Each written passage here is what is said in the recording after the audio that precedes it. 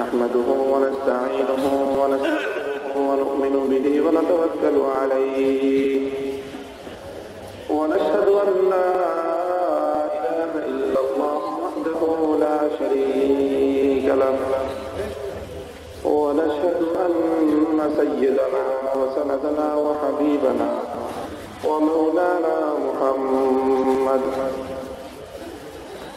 الذي أرسله الله إلى كافة الناس بشيرا ونذيرا وداعيا إلى الله بإذنه وسراجا منيرا. أما بعد فأعوذ بالله من الشيطان الرجيم. بسم الله الرحمن الرحيم.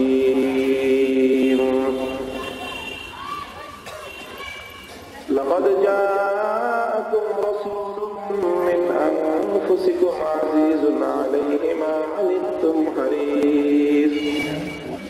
حريص عليكم بالمؤمنين رؤوف رحيم.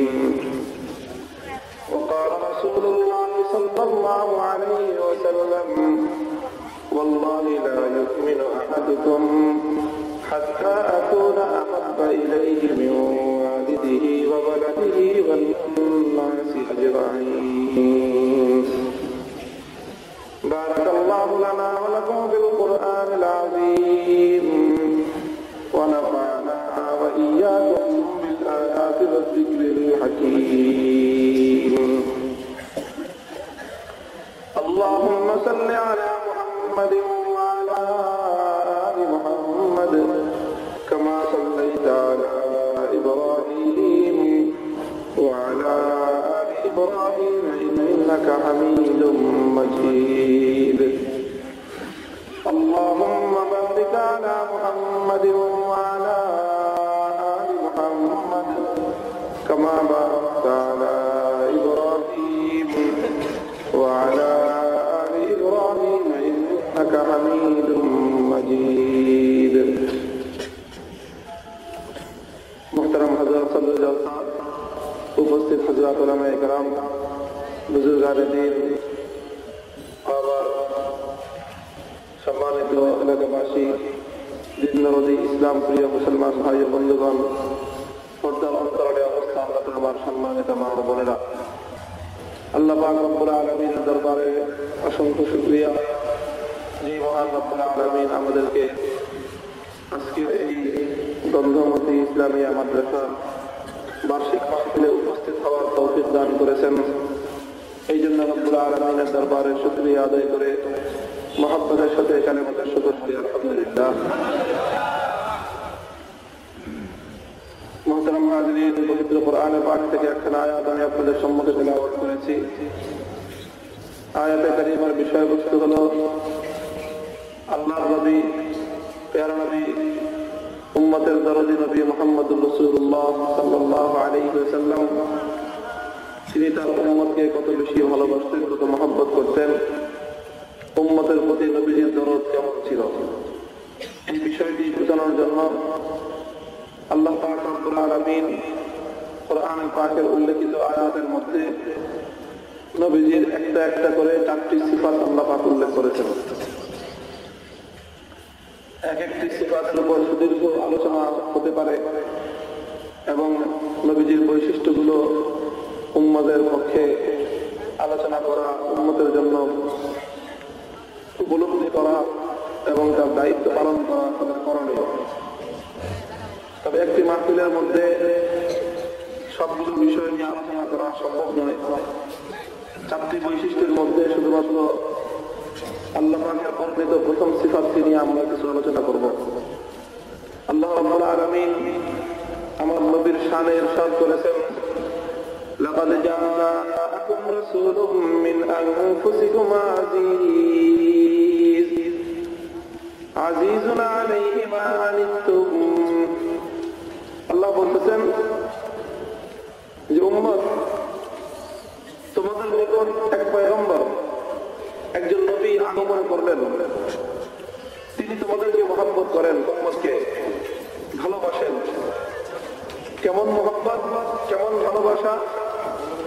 আজিজুন আলাইহি মা আনিতুম, যে তোমরা উম্মত হিসেবে যখন তোমাদের উপর কোনো বিপদ আসে, মুসিবত আসে, যখন তোমরা কোনো বিপদগ্রস্ত হও, তখন স্বাভাবিকভাবেই তোমাদের মন এবং তোমাদের হৃদয়টা ব্যথিত হয়।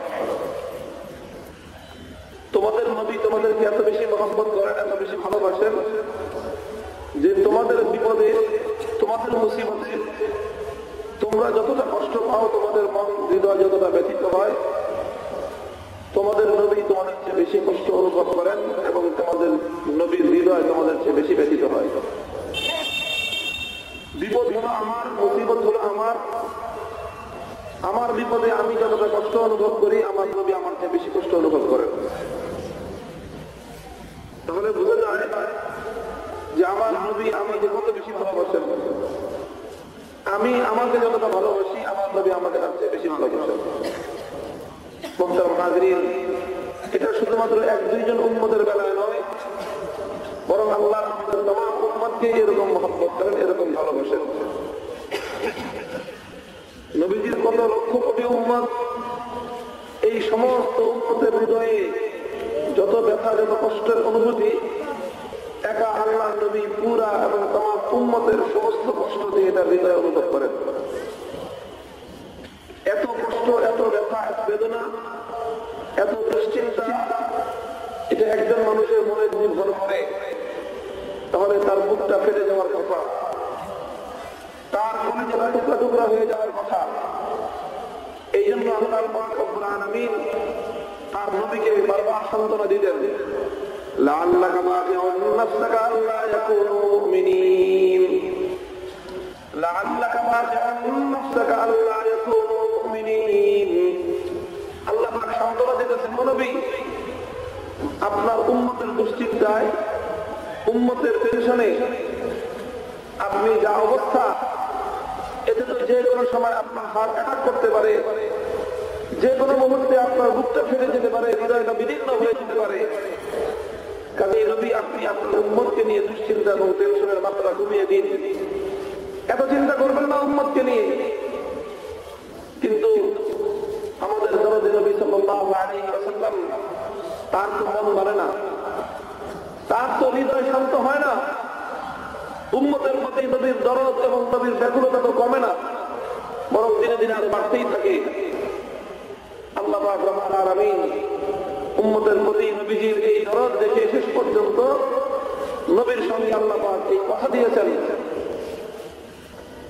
এই প্রমিস করেছেন যে আমার হাবিব কিয়ামতের কঠিন ময়দানে আমি আপনার উম্মতকে মুক্তি দিতে থাকবো, নাজাত দিতে থাকবো, কতক্ষণ?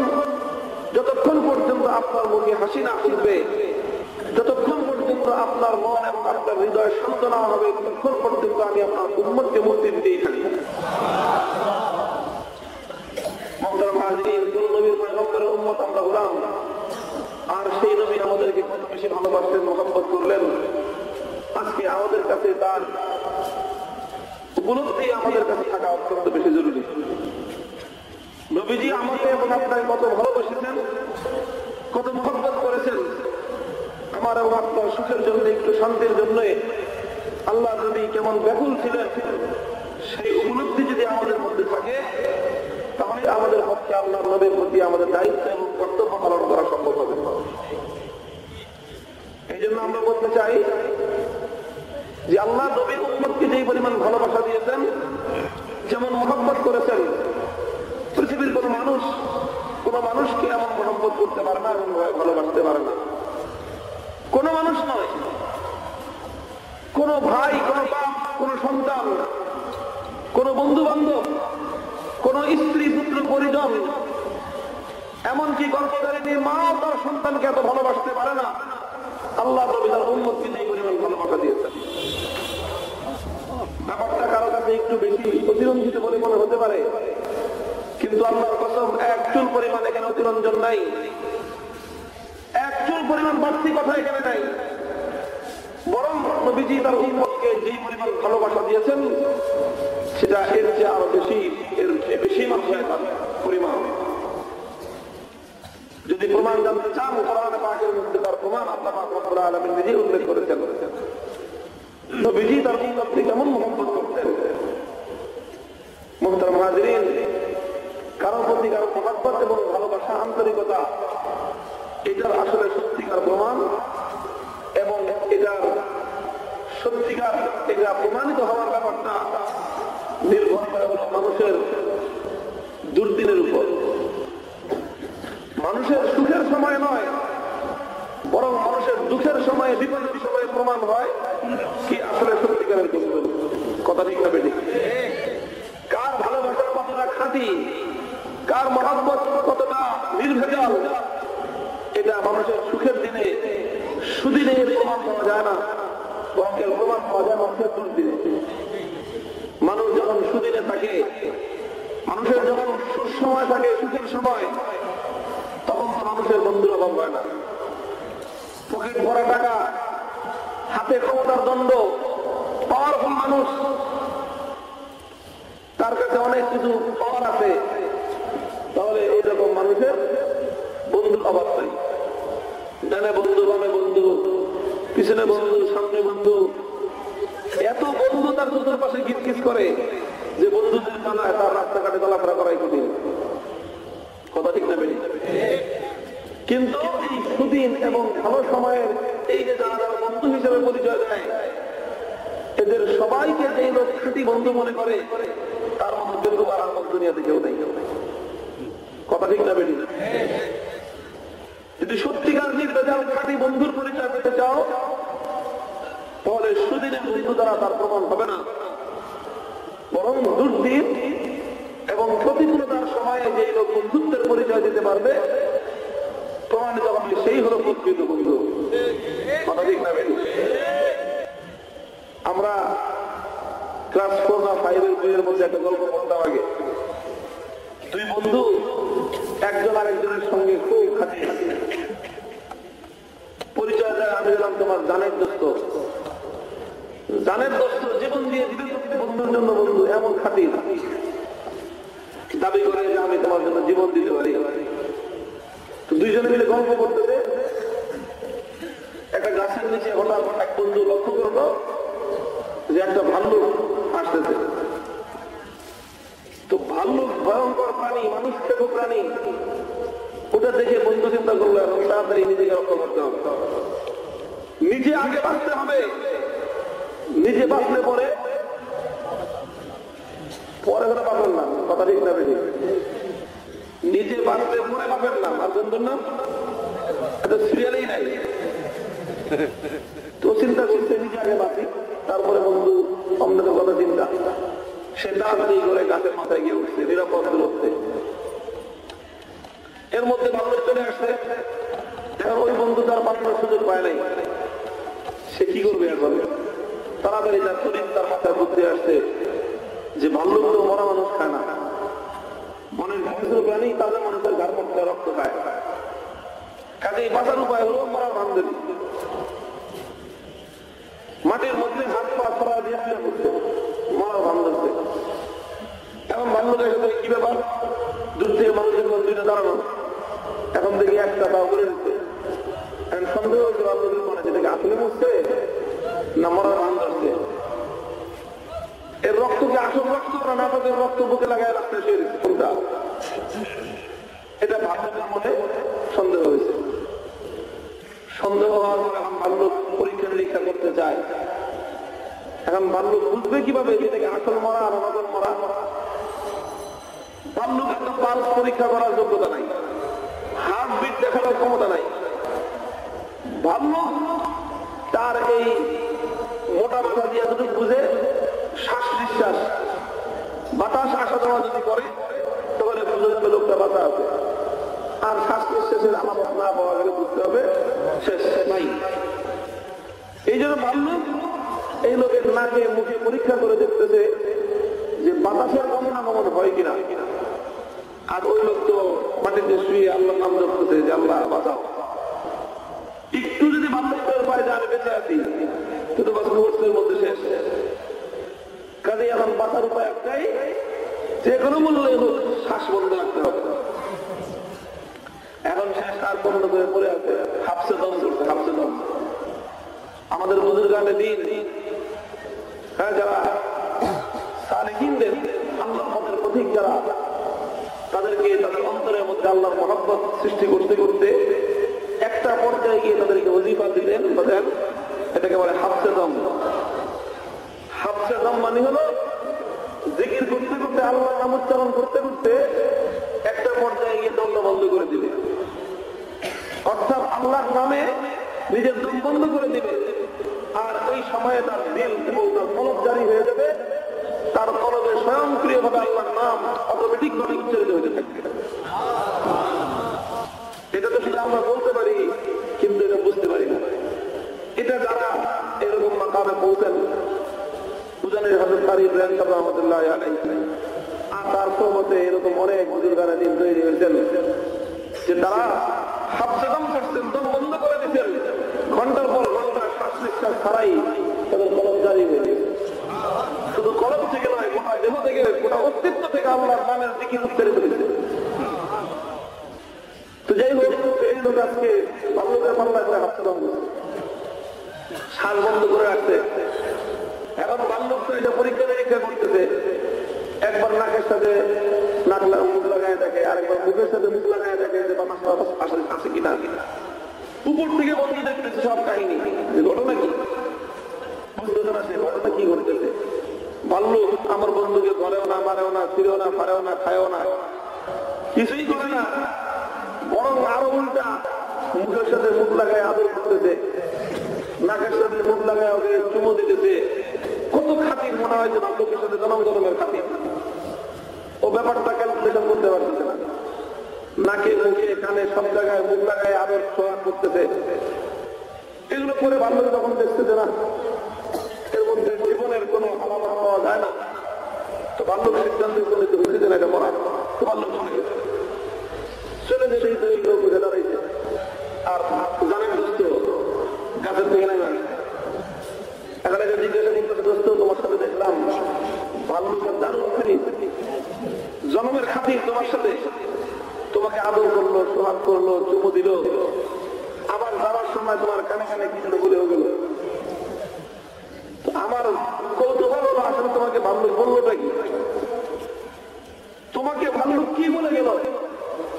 এখন এই বিপদগ্রস্ত বন্ধুর নিজে মেজাজ খারাপ, কারণ তার সামনে সমান হয়ে গেছে যে এই বন্ধুটা আসলে কয় নম্বর কথা ঠিক নেবে, এখন তাকে বলতেও পারে না। এই জন্য সে কৌশলের অবলম্বন করে বলতেছে ভাল্লুক, ওই লোকটাকে তার বন্ধুকে বলতেছে, ভাল্লুক যাওয়ার সময় আমার কানে কানে বলে গেছে বিপদের বন্ধুর পরিচয়। কি বলে গেছে ভাল্লুক? বিপদে কোনো বন্ধুর পরিচয়। তুমি যে আমার কত নম্বর বন্ধু, ভাল্লুকটা যাওয়ার সময় আমার কানে কানে সেই কথাটা বলে। তাহলে আসলে বন্ধুর পরিচয় হয় কখন? কখন বিপদে সত্যিকার বন্ধুত্বের প্রমাণ পাওয়া যায়। সত্যিকার ভালোবাসা, নিখাত প্রেম, খাঁটি মহব্বত, এটা আসলে বিপদ এবং মুসিবতের সময়ে, দুর্দিনে, বিপদে, প্রতিকূলতার মধ্য দিয়ে এটা প্রমাণ হয়। কথা ঠিক না বেরিয়ে আমাদের দেশে একজন জাতীয় নেতা ছিলেন, পলিটিক্যাল লিডার, খুব নাম করা, কিন্তু চরিত্রে একটু সমস্যা ছিল। আগে তো দুই একজনের মধ্যে চরিত্রে সামান্য সমস্যা থাকতো, আর এখন তো মাশাআল্লাহ রাজনৈতিক নেতৃবৃন্দ অনেক উন্নতি হয়েছে, তাদের চরিত্রের সমস্যা মাত্রা অনেক বেশি বাড়ছে। তো এই লিডারের সমস্যা ছিল একটাই, খালি কিছুদিন পর পর দলবদল করত, দলবদল করতো, খালি একদল 5 বছর পরে আরেকদল, আবার পরে 5 বছর আরেক দল করে, এরপরে 5 বছর আরেক দল করে। সাংবাদিকরা জিজ্ঞাসা করছে, লিডার আপনি তো অনেক ভালো পলিটিশিয়ান, অনেক ভালো পলিটিক্স বুঝেন, রাজনীতি বুঝেন, অনেক জাতের নেতা, কিন্তু চরিত্র সংশোধন করতে পারেন না, পাবলিক তো আপনাকে ভালো মনে করে না। তো নেতা মধ্যে থেকে আমি কি হয়েছে, ওই যে আপনি খালি দলবদল করেন, খোলস পাল্টান, এটা তো জনগণ ভালো হিসেবে দেখে না। তো নেতা জবাব দিতেছে, ভাই আপনি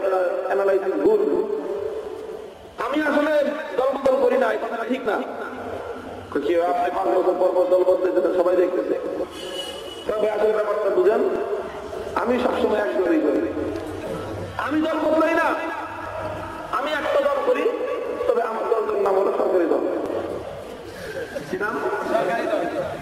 আমি সবসময় সরকারি দল করি, তবে সমস্যা হলো সরকার বদলায় যায়।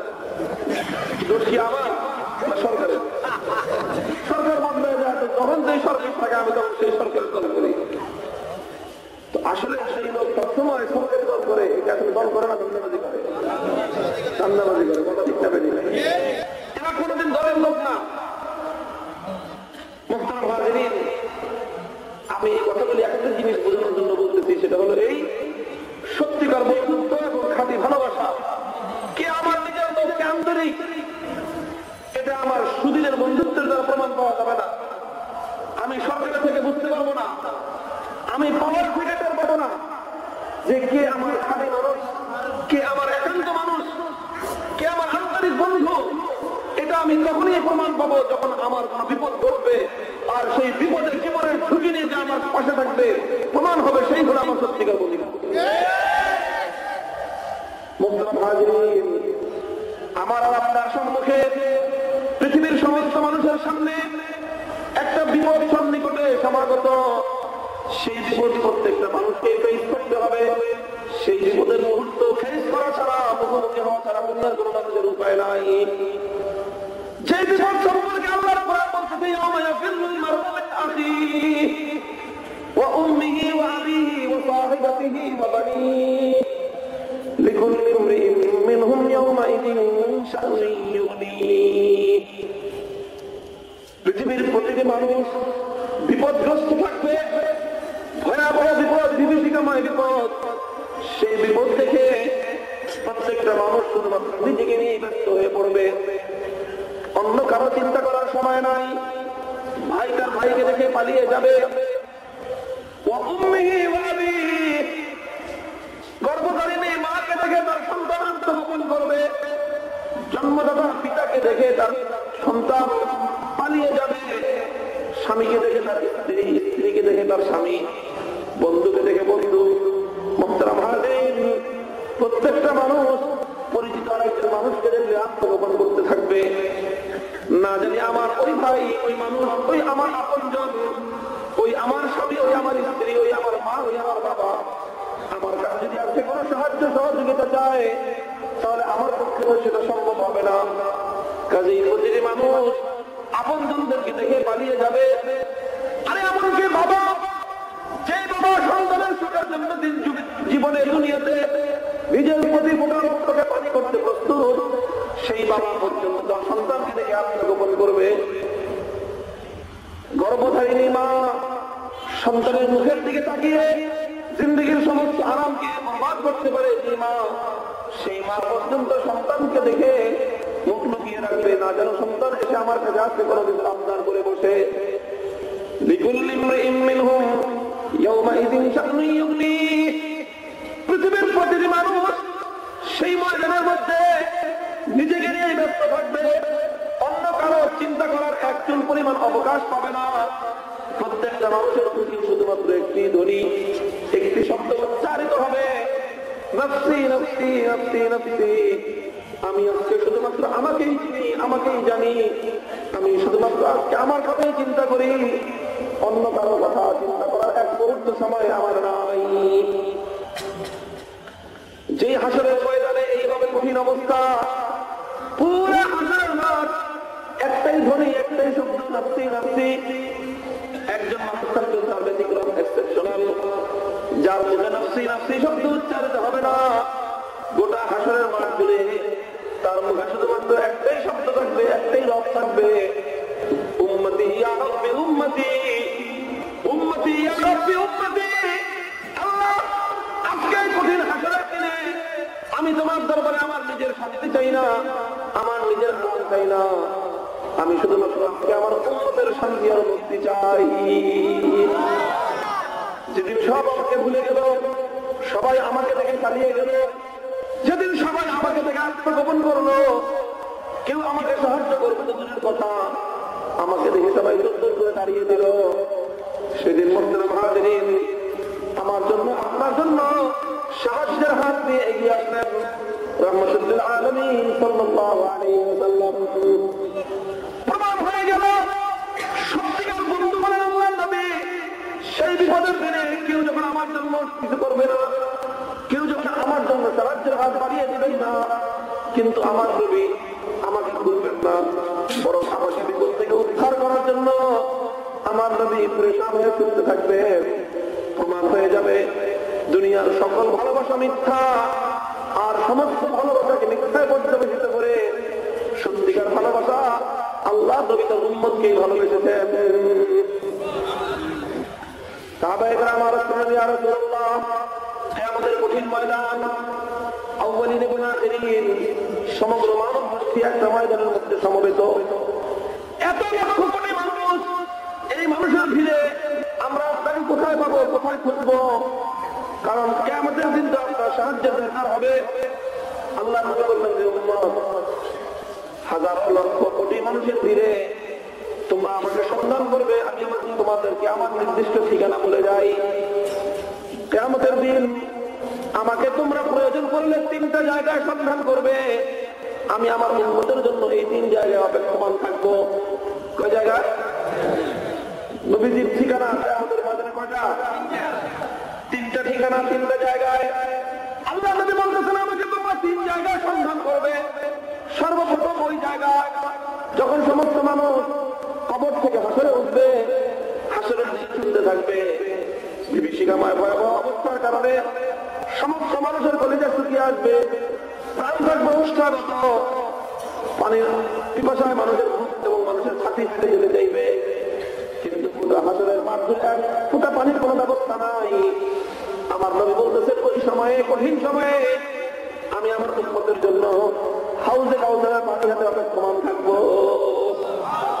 মান শারিবা হানাম বাদাহু আবাদা, আমার হাতে এক পেয়ালা হাউজে কাউসারের পানি যে ব্যক্তি পান করতে সক্ষম হবে, ফি ইয়াউমিন কানা মিকদারুহু 50,000 সানা, 50,000 বছর পর্যন্ত খোদার হাসরের মাঠে, 40,000 বছর পর্যন্ত চলতে রাত, 90,000 বছরের মধ্যে পাঁচবার দ্বিতীয়বার আর কোনদিন তার পানির পিপাসা লাগবে না।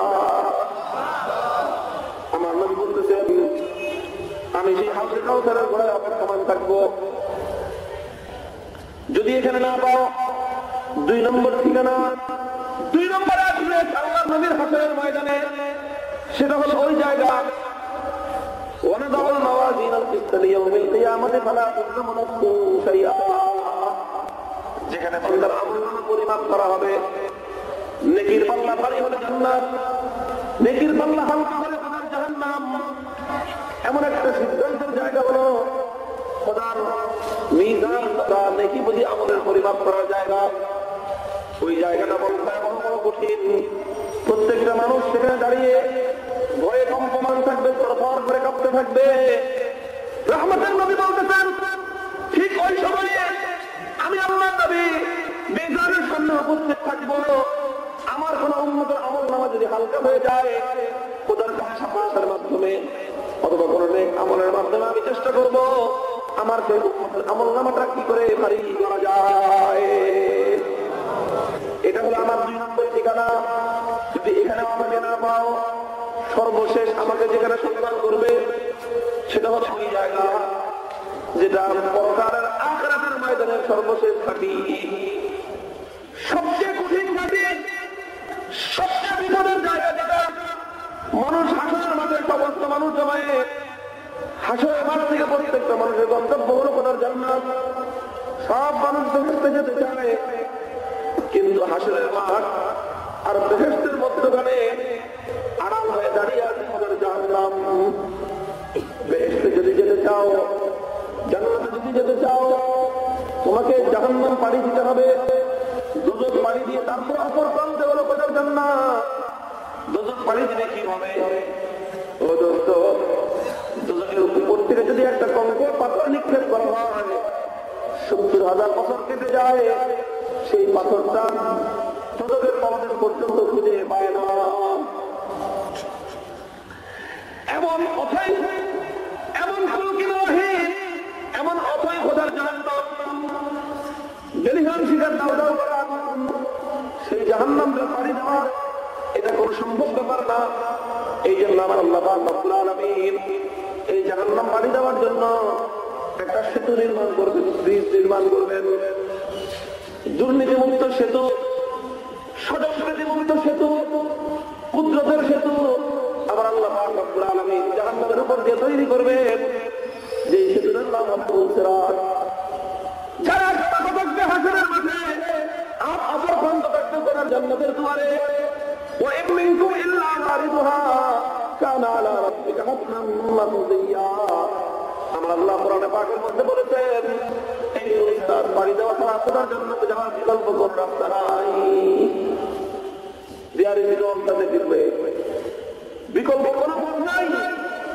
এই পথ দিয়েই যেতে হবে, এই পথ দিয়েই যেতে হবে। নবী হোক, নবী হোক, কুতুব হোক, রাজা হোক, ভক্ত হোক, ধনী হোক, গরিব হোক, ফকির হোক, নারী হোক, পুরুষ হোক, যুবক হোক, বৃদ্ধ হোক, তুমি যেই হও না কেন, তোমাদের প্রত্যেককেই খোদার পুল সিরাতে উঠতে হবে। আর যদি জান্নাতে যেতে চাও, খোদার পুল সিরাত পাড়ি দিতে হবে। এই পুল সিরাতটা বড় বিভীষিকাময় কঠিন জায়গা। পুল সিরাত পাড়ি দেওয়ার কোনো ব্যক্তিখানি কোনো ব্যাপার নয়। 40,000 বছরের পথ, ঘুটঘুটে ঘন অন্ধকার, এক চিলতে পরিমাণ কোন আলোর ব্যবস্থা নাই। আর এই অন্ধকারের মধ্যে দিয়ে লাহুল কালালিব, পুল সিরাতের উভয় দিক দিয়ে বিশাল বিশাল লোহার ডান্ডা লাগানো। লোহার ডান্ডাগুলোর মাথা পাকা, আর শুধু মাথা পাকা তাই নয়, বরং চোখা মাথা। এগুলো অটোমেটিক ভাবে স্বয়ংক্রিয় ভাবে ওঠানামা করতে থাকবে।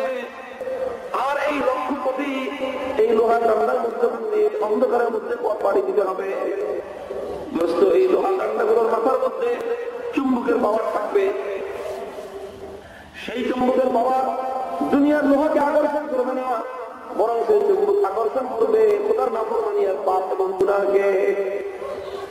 যে মানুষের শরীরের মধ্যে পাপের আলামত থাকবে, গুনাহের তাসির থাকবে, একটা ডান্ডা এসে কাঁধের মধ্যে একটা খামচি মারবে, বক্র মাথা বিশিষ্ট বাঁকা মাথা, চোখা মাথাটা তার কাঁধের মধ্যে ঢুকে যাবে, একটা হ্যাঁচকা টান মারবে, এক টানে এই লোকটা দুটা বলতে গিয়ে কোথার পুল সিরাত থেকে জাহান্নামে নিক্ষিপ্ত হবে।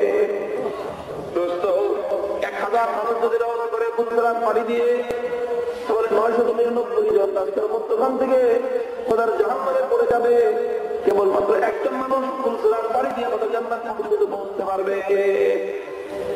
কঠিন জায়গা, আখিরাতের সর্বশেষ ঘাঁটি, সবচেয়ে কঠিন ঘাঁটি হলো এই পুল সিরাত।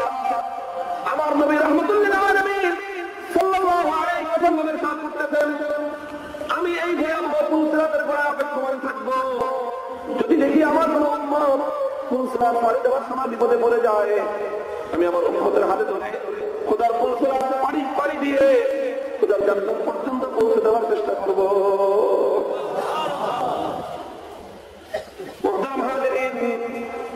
যেদিন সবাই আমাকে ভুলে গেল, সবাই আমাকে দেখে পালিয়ে গেল, কিন্তু আমার নবী রাহমাতুল লিল আলামিন আমাকে ভুলে নাই, আমাকে ছেড়ে যান নাই, বরং আমার জন্য আপনার জন্য ব্যাকুল হয়ে ছুটতেছেন।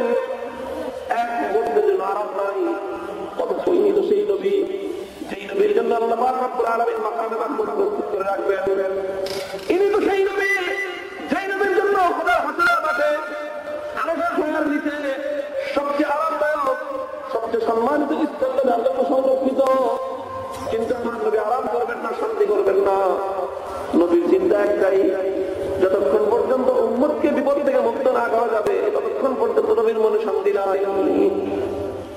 এই জন্য আল্লাহ বলে শুনতে থাকবেন, কখনো হাউজে কাউসারের পারে, কখনো মিজানের ধারে, কখনো পুল সিরাতের গোড়ায় আমার নবী, আপনার নবী রাহমাতুল লিল আলামিন এইভাবে তিন জায়গায় ছোটাছুটি করতে থাকবেন আর উম্মতকে বিপদ থেকে উদ্ধার করতে থাকবেন।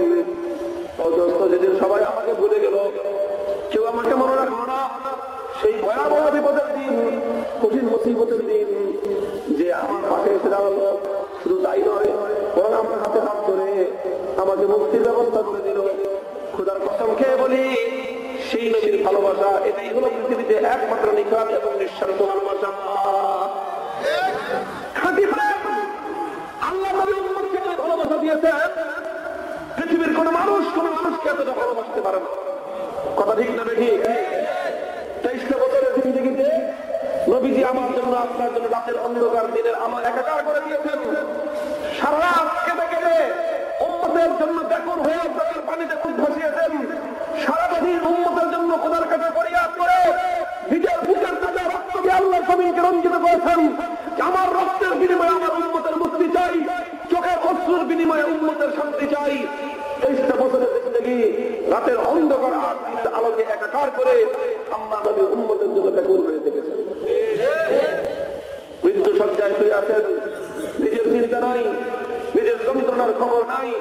মৃত্যু সজ্জায় শুয়ে শুয়ে বলতেছেন ইদুলি কিতাবের উম্মত আসো আসো, আমি তোমাদের আরেকটু সুবিধা করে দিয়ে যাই, তোমাদের জন্য হেদায়েতকে আরেকটু আসান করে দিয়ে যাই।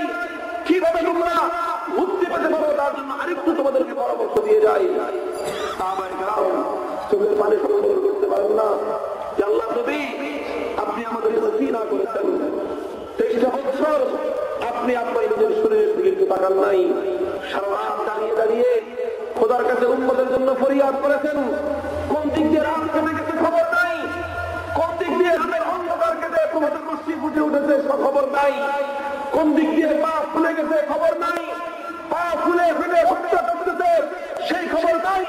উম্মতের কথা যখন মনে পড়েছে উম্মতের জন্য ব্যাকুল হয়ে খোদার কাছে ফরিয়াদ আর চোখের পানিতে বুক বসাই দিতেন। সারাটা জীবন আপনি করতেন, আর এখন মৃত্যু সজ্জায় কষ্ট হচ্ছে আপনার। এখন আপনি উম্মতের জন্য আবার নতুন কি দিবেন? উম্মতকে কম দেন নাই, খোদার কিতাব এনে দিয়েছেন। আপনার নুরানি জিন্দেগীর 23 বছরের আদর্শ উম্মতকে দিয়েছেন। এই উম্মতের জন্য তো হেদায়েতের জন্য আর কোনো কিছু দরকার নাই। আল্লাহ বলছেন এরপরও যদি আরেকটু সেবক করে দিয়ে যেতে পারি সেটাই তো আমার জীবনের সাধনা। মুহতারাম হাজিরিন, সারা জীবন যেই নবী উম্মতকে নিয়ে ব্যাকুল ছিলেন, মৃত্যু যন্ত্রণায়ও মৃত্যু যন্ত্রণাকে ছাপিয়ে যেই নবী উম্মতকে ভালোবেসেছেন, কবরে চলে গেছেন। কবরে বলেন আমার নবী হায়াতুন নবী। কি নবী? কবরে বলেন আমার নবী হায়াতুন নবী। আমার নবীর কবরের মধ্যে দুনিয়ার সাধারণ মুসলিমদের মতো মরা না, বরং আমার নবী কবরের মধ্যে তিনি হায়াতের মাধ্যমে জিন্দা আছেন।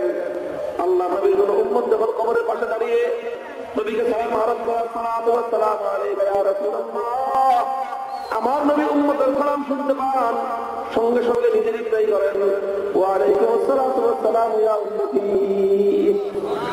কবরে শুয়ে আছেন, উম্মতকে ভুলেন নাই, কিয়ামত পর্যন্ত উম্মতের খবর রাখবেন। কোন পাপিষ্ঠ উম্মত পাপ করে গুনাহ করে খোদার কাছে তওবা করার জন্য আল্লাহ নবীর দ্বারস্থ হয়, নবীর কাছে শাফাআত চায়, ও নবী সুপারিশ করে দেন। আমার আল্লাহ যেন আমার তওবা কবুল করেন, সঙ্গে সঙ্গে আমার নবী রওজায় আপনার থেকে খোদার দরবারে ওই উম্মতের জন্য শাফাআত করতে থাকেন। আল্লাহ আমার এই উম্মতকে আপনি মাফ করে দিন। ওয়ালাউ আন্নাহুম যালামু আনফুসাহুম জাআউ ফাস্তাগফিরুল্লাহ ওয়াস্তাগফারা লাহুমুর রাসূল লাওয়াজাদুল্লাহ তাওয়াবার রহিমা। উলামায়ে কেরাম এই আয়াতের ব্যাখ্যা দিয়েছেন, উম্মতের কোন পাপিষ্ঠ ব্যক্তি যদি অপরাধ করে করে গুনাহ করে করে ধ্বংসের দ্বার প্রান্তে উপনীত হয়ে খোদার দরবারে ধর্ণা দেয়, সোনার মদিনায় রওজায় পাশে দাঁড়িয়ে আল্লাহর নবীর কাছে শাফাআত চায়, ও নবী আপনি আল্লাহর কাছে আমার জন্য সুপারিশ করে দেন। আমার নবী রহমতের নবী হায়াতুন নবী রওজায় আখরে বসে বসে আল্লাহর কাছে উম্মতের জন্য শাফাআত করতে থাকেন। সারা জীবনে ঘুরেননি তিনি, হাসরের ময়দানে ঘুরেননি তিনি, অদস্ত কবরে ঘুরেননি তিনি, হাসরে ঘুরবেন না তিনি, পুল সিরাত ছেড়ে যাবেন না তিনি, খোদার জান্নাতে চলে যাবেন। জান্নাতে গিয়ে আল্লাহ নবী ইরশাদ করলেন, মান আহাব্বা সুন্নতি ফাকাদ আহাব্বানি ওয়া মান আহাব্বানি কানা মাই ফিল জান্নাহ। আমার যে উম্মত আমাকে ভালোবাসে, আমার আদর্শের জন্য জান বাজি রাখে, আমার সুন্নাত কায়েম করতে দুনিয়াতে মেহনত করে, আমার যে উম্মত আমার সুন্নাতকে এবং আমার আদর্শকে ভালোবাসে, আমি আমার সেই উম্মতকে ছেড়ে খোদার জান্নাতের মধ্যে আমি একা একাই থাকবো না। সুখের দিনেও ভুলবেন না তিনি, দুঃখের দিনেও ভুলেননি তিনি। প্রমাণ হয়ে গেল এই পৃথিবীতে যদি আমার এবং আপনার কোন নিখাত নিঃস্বার্থ ভালোবাসা যদি কেউ দিয়ে থাকেন, একমাত্র রাহমাতুল লিল আলামিন আমার এবং আপনার দরদি নবী আমাদেরকে ভালোবেসেছেন। এভাবে নজিরবিহীন ভালোবাসা দিয়ে, উপবিহীন মহব্বত উম্মতকে দিয়ে আল্লাহ নবী উম্মতের কাছ থেকে একটা আবদার রেখেছেন, উম্মতের কাছে ছোট্ট একটি দাবি উত্থাপন করেছেন। ও দোস্ত, শত শত সহস্র উম্মতে নবী এখানে উপস্থিত, আমি আপনাদের কাছে জানতে চাই, আল্লাহ নবীর সেই আবদার, নবীর সেই দাবি পূরণ করতে কারা কারা রাজি আছেন? হাত তুলে শপথ করুন। আল্লাহ পাক রব্বুল আলামিন কবুল করুন। ও আল্লাহ, তোমার হাবিবের উম্মতেরা হাত উত্তোলন করে তোমার হাবিবের আবদার, তোমার হাবিবের দাবি পূরণ করতে তারা শপথ গ্রহণ করতেছে। এই মুহূর্তে সোনার মদিনা ধরে তোমার উম্মতের এই সঠিক সংবাদ তুমি আল্লাহ পৌঁছে দাও। তোমার আল্লাহ পাক রব্বুল আলামিন কবুল করুন আর এই শপথ পূরণ করার তৌফিক দান করুন। বলবেন হুজুর কি দাবি করলেন আমার নবী আমার কাছে? টাকা পয়সা, সোনা দানা, বাড়ি গাড়ি, ক্ষমতার মস্তক। আল্লাহ নবী কোনো কিছু চান নাই, আমার কাছে এবং আপনার কাছে শুধুমাত্র একটি জিনিস চেয়েছেন, হাল জাযাউল ইহসানি ইল্লাল ইহসান। নবী যেমন আমাকে এবং আপনাকে সর্বশ্রেষ্ঠ ভালোবাসা দিয়েছেন, উপমাবিহীন নজিরবিহীন ভালোবাসা উম্মতকে তিনি দিয়েছেন। আল্লাহ নবী উম্মতকে যে মহব্বত করেছেন, এমন মহব্বত উম্মতকে আর কেউ করতে পারে নাই। কাজেই এই ভালোবাসার বিনিময়ে উম্মতের কাছ থেকে আল্লাহ নবী ভালোবাসা চেয়েছেন, মহব্বত চেয়েছেন।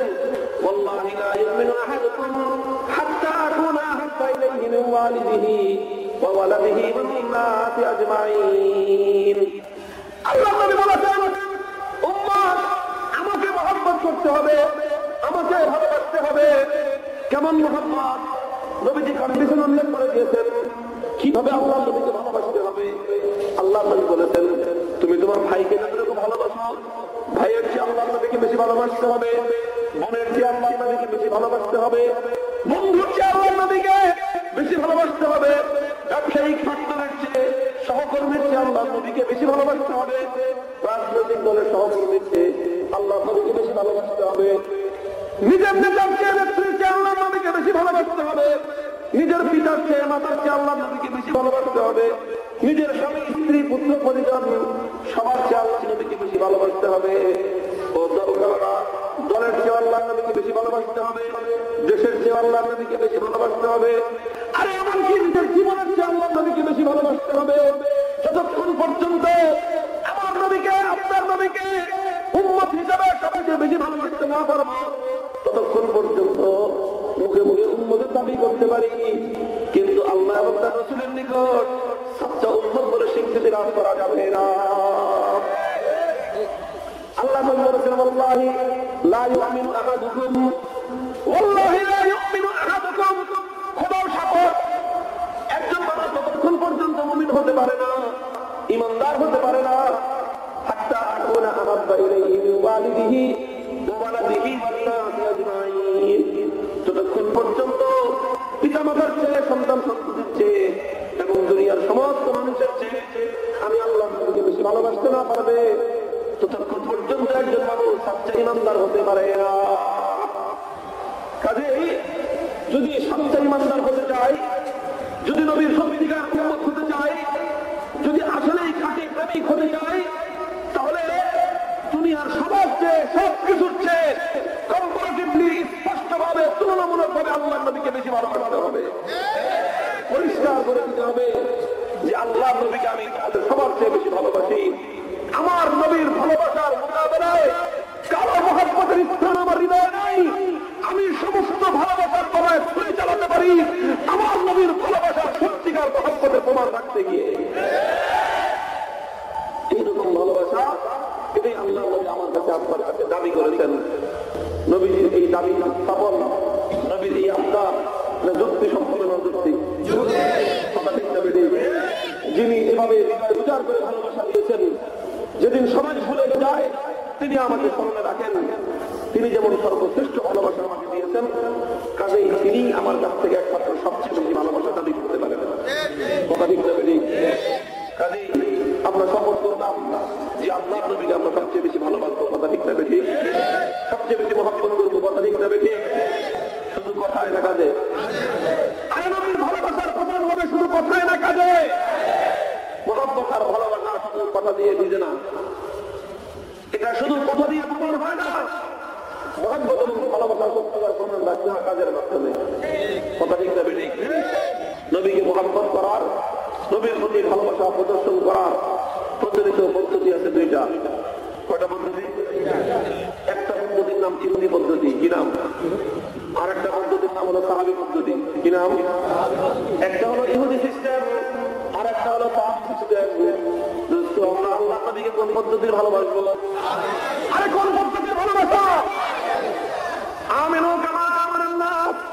আমার আল্লাহ পাক রব্বুল আলামিন কোরআনে পাকের মধ্যে বলে দিয়েছেন, যদি সত্যিকার ইমানদার হতে চাও আল্লাহ এবং রাসূলকে ভালোবাসতে হবে, ইহুদিদের মতো নয়, বরং সাহাবায়ে কেরামের মতো করে।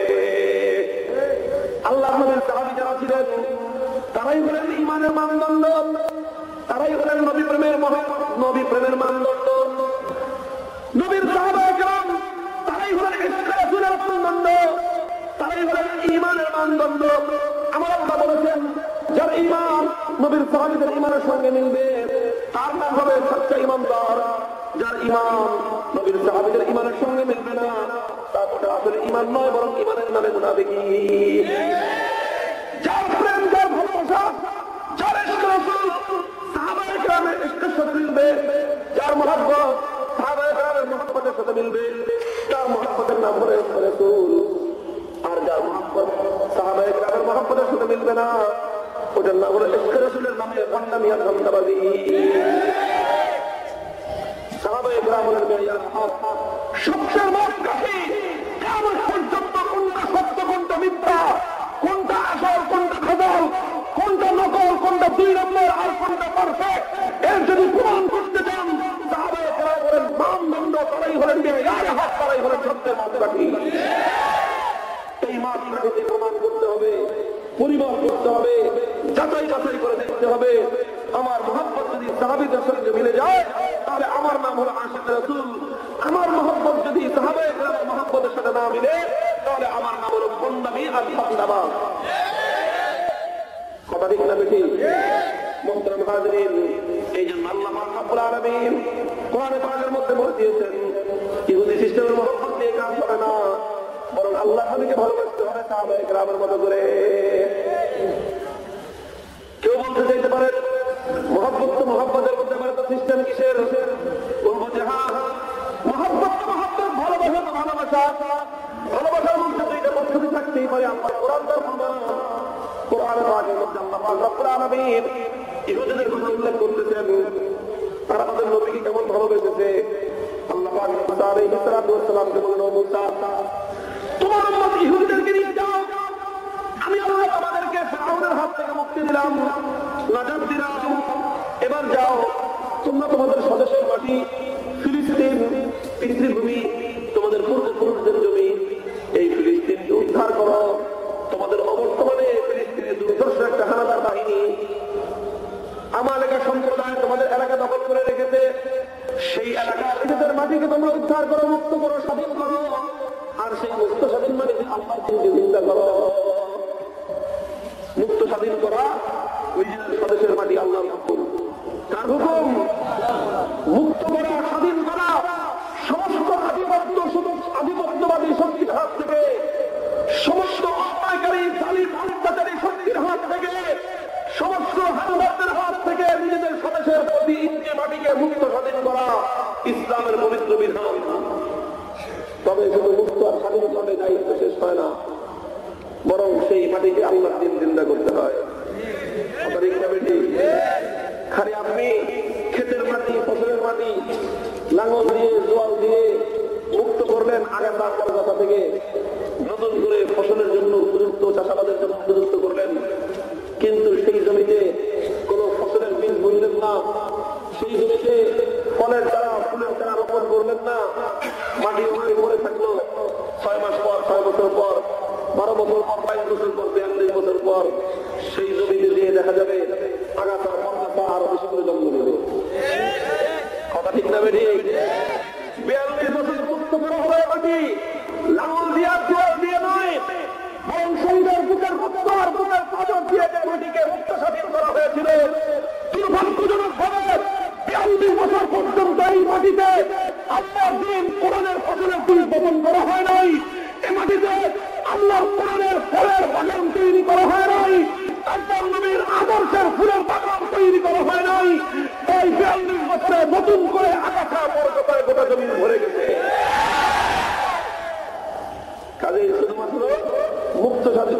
ইসলাম শেষ না, বরং যতদিন পর্যন্ত শান্তির বাগান, খোদার বিধানের বাগান তৈরি না হবে, নবীর আদর্শের ফসলের বীজ বপন না করা হবে, ততদিন পর্যন্ত মানুষের ঘরে ঘরে মুক্তি এবং স্বাধীনতার সুযোগ পৌঁছবে না। মাটি মুক্ত আর স্বাধীন করা হয়, কোন ক্ষেতের মাটিকে মুক্ত করা হয় আগাছার জন্য নয়, কোন মাটিকে স্বাধীন করা হয় পরগাছা জঙ্গলি গাছের জন্য নয়। 42 বছর পর্যন্ত খোদার কসম এই জমিনে তাই মানুষের উপর শাসনের ক্ষমতা চালিয়েছে, তারা কেউ আল্লাহ এবং তার রাসূলের সঙ্গে বিশ্বাসের প্রমাণ দেয় নাই।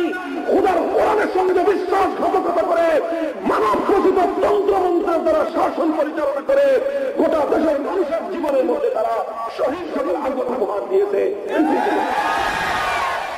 তাই আজকে 42 বছর পর বুলেটের আঘাতে এদেশের শান্তি শৃঙ্খলা রক্ষাকারী মানুষের বাহির বুলেটের আঘাতে দেশের স্বাধীন নাগরিক রাজনীতিবিদদের স্বার্থপর রাজনীতিবিদদের সহিংসতার আগুনে আমার ভাই আপনার বোন তারা আগুনে পুড়ে ঝলসে গিয়ে তাদের ফলসানো লাশ হাসপাতালের বেডের মধ্যে পড়ে থাকে। কিন্তু রাজনীতিবিদদের কোনো তাতে কোনো আসেও না, শুধু যায়ও না, তাদের কাছে শুধুমাত্র দেশের বিনিময়ে ক্ষমতার মস্তকটা প্রয়োজন।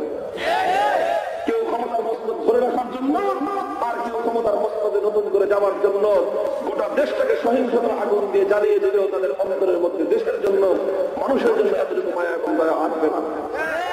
কারণ আরে যে আল্লাহর সঙ্গে বিশ্বাসঘাতকতা করতে পারে, যে তার বাবার সঙ্গে বিশ্বাসঘাতকতা করতে পারে, সে কোনদিন তার ভাইয়ের সঙ্গে বিশ্বস্ত হতে পারে না। যে খোদার সঙ্গে খোদার কোরআনের সঙ্গে বিশ্বাসঘাতকতা যারা করে, যারা জীবন থেকে আল্লাহ এবং আল্লাহর বিধানকে উৎখাত করে, খোদার কসম তারা কোনদিন মানুষের অধিকার পৌঁছে দিতে পারে না। মুহতারাম হাজিরিন, আমি বলতেছিলাম ভিন্ন কথা। মুসা আলাইহিস সালাম আল্লাহ বলেন, মুসা উম্মতকে নিয়ে যাও, স্বদেশের মাটিকে মুক্ত স্বাধীন করো, আর সেই মুক্ত স্বাধীন মাটিতে আল্লাহর দিনকে জিন্দা করো। মুসা নবী ইহুদিদেরকে বলতেন, চলো, আল্লাহ হুকুম করেছেন, আল্লাহ সাহায্য করবেন। মুসা নবীর উম্মত ইহুদিরা কি বলল? ইযহাব আনতা ওয়া রাব্বুকা ফাকাতিলা ইন্না হাউনা কাঈদুন। ও নবী তুমি যাও, সঙ্গে তোমার খোদাকে নিয়ে যাও, দুইজন মিলে যুদ্ধ করো, যত রক্তের দরকার হয় নবী তুমি যাও, যত ঝুঁকি নেওয়ার দরকার হয় নবী তুমি নাও, যত সত্য লড়াই সংগ্রাম করতে হয় নবী তুমি করো। আমরা এখানে বসলাম, যখন তোমরা যুদ্ধ বিজয় অর্জন করবা, তখন সেই বিজয় উদযাপন করার জন্য ফুলের মালা যত গলায় দিতে হয়, সমস্ত ফুলের মালা গলায় দিয়ে নবীকে তোমার ভালোবাসায় বিজয় উদযাপন করার জন্য সারা দেশের সমস্ত মিষ্টি একদিনে খাওয়ার জন্য আমরা প্রস্তুত। রক্ত দিবে আল্লাহর নবী, যুদ্ধ করবে আল্লাহর নবী, ফুলের মালা গলায় দিয়ে মিষ্টি খাবে উম্মত। এটা নবীর প্রেমের কাদের সিস্টেম? ইহুদি সিস্টেম। এগুলো ইহুদি পদ্ধতি। রক্ত দিবে নবী, আল্লাহর নবী, ঝুঁকি দিবে আল্লাহর নবী, যুদ্ধের ময়দানে যাবে আল্লাহর নবী, আর ওরা বসে বসে তাকায় তাকায় দেখতেন যে নবী কেমন রক্ত দেয়। আর যখন বিজয় অর্জন হবে, তখন ফুলের মালা গলায় দিয়ে সবার আগে মিষ্টি খাওয়ার জন্য নবী প্রেমের এই মিষ্টি খাওয়ার সিস্টেম, নবী প্রেমের ফুলের মালা গলায় দিয়ে আল্লাহর নবীর দিনের জন্য কোনো খবর নাই, নবীর দিনের দাওয়াত মঞ্চের কাছে গেলে কোনো খবর নাই, শুধুমাত্র ফুলের মালা গলায় আর মিষ্টি জিলাপি খাওয়ার নাই। আল্লাহ নবী শেষ করে রসূল, এটা হলো ইহুদি সিস্টেমের মহব্বত। সাহাবায়ে কেরামের মহব্বতের সিস্টেমটা কি? আল্লাহর কোরআন খুলুন, নবীর হাদিসের কিতাব খুলুন, বুখারী শরীফের কিতাব খুলুন, মুসলিম শরীফের কিতাব, যে কোনো কিতাব আপনার পছন্দ হয়, আসাহুল কুতুব বা'দা কিতাবিল্লাহ, সহিহুল বুখারীর মধ্যে ইমাম বুখারী রাহমাতুল্লাহি আলাইহি ঘটনা উল্লেখ করেছেন। আল্লাহ পাক যখন কোরআনে আয়াত নাযিল করেন, কুতিবা লিল্লাযীনা ইউকাতিলুনা বিআন্নাহুম যুলিমু ওয়া ইন্নাল্লাহা আলা নাসরিহিম লাকাদির। আমার আল্লাহ পাক আমার পয়গম্বরকে বলেন, ও নবী আপনি যান, যুদ্ধের ময়দানে যান, 14 বছর পর্যন্ত আপনি শক্তি সঞ্চয় করেছেন, এবার আপনি যান যুদ্ধের ময়দানে নামুন, আপনার সাহাবীদেরকে নিয়ে বদরের রণাঙ্গনে গিয়ে আমার এই পৃথিবীর মাটি থেকে জুলুম এবং অন্যায় অবিচারকে আপনি উৎখাত করুন। জুলুম, অন্যায়, অবিচার, বৈষম্যমূলক বিচার ব্যবস্থাকে উৎখাত করা সমস্ত পয়গম্বরদের অন্যতম উদ্দেশ্য।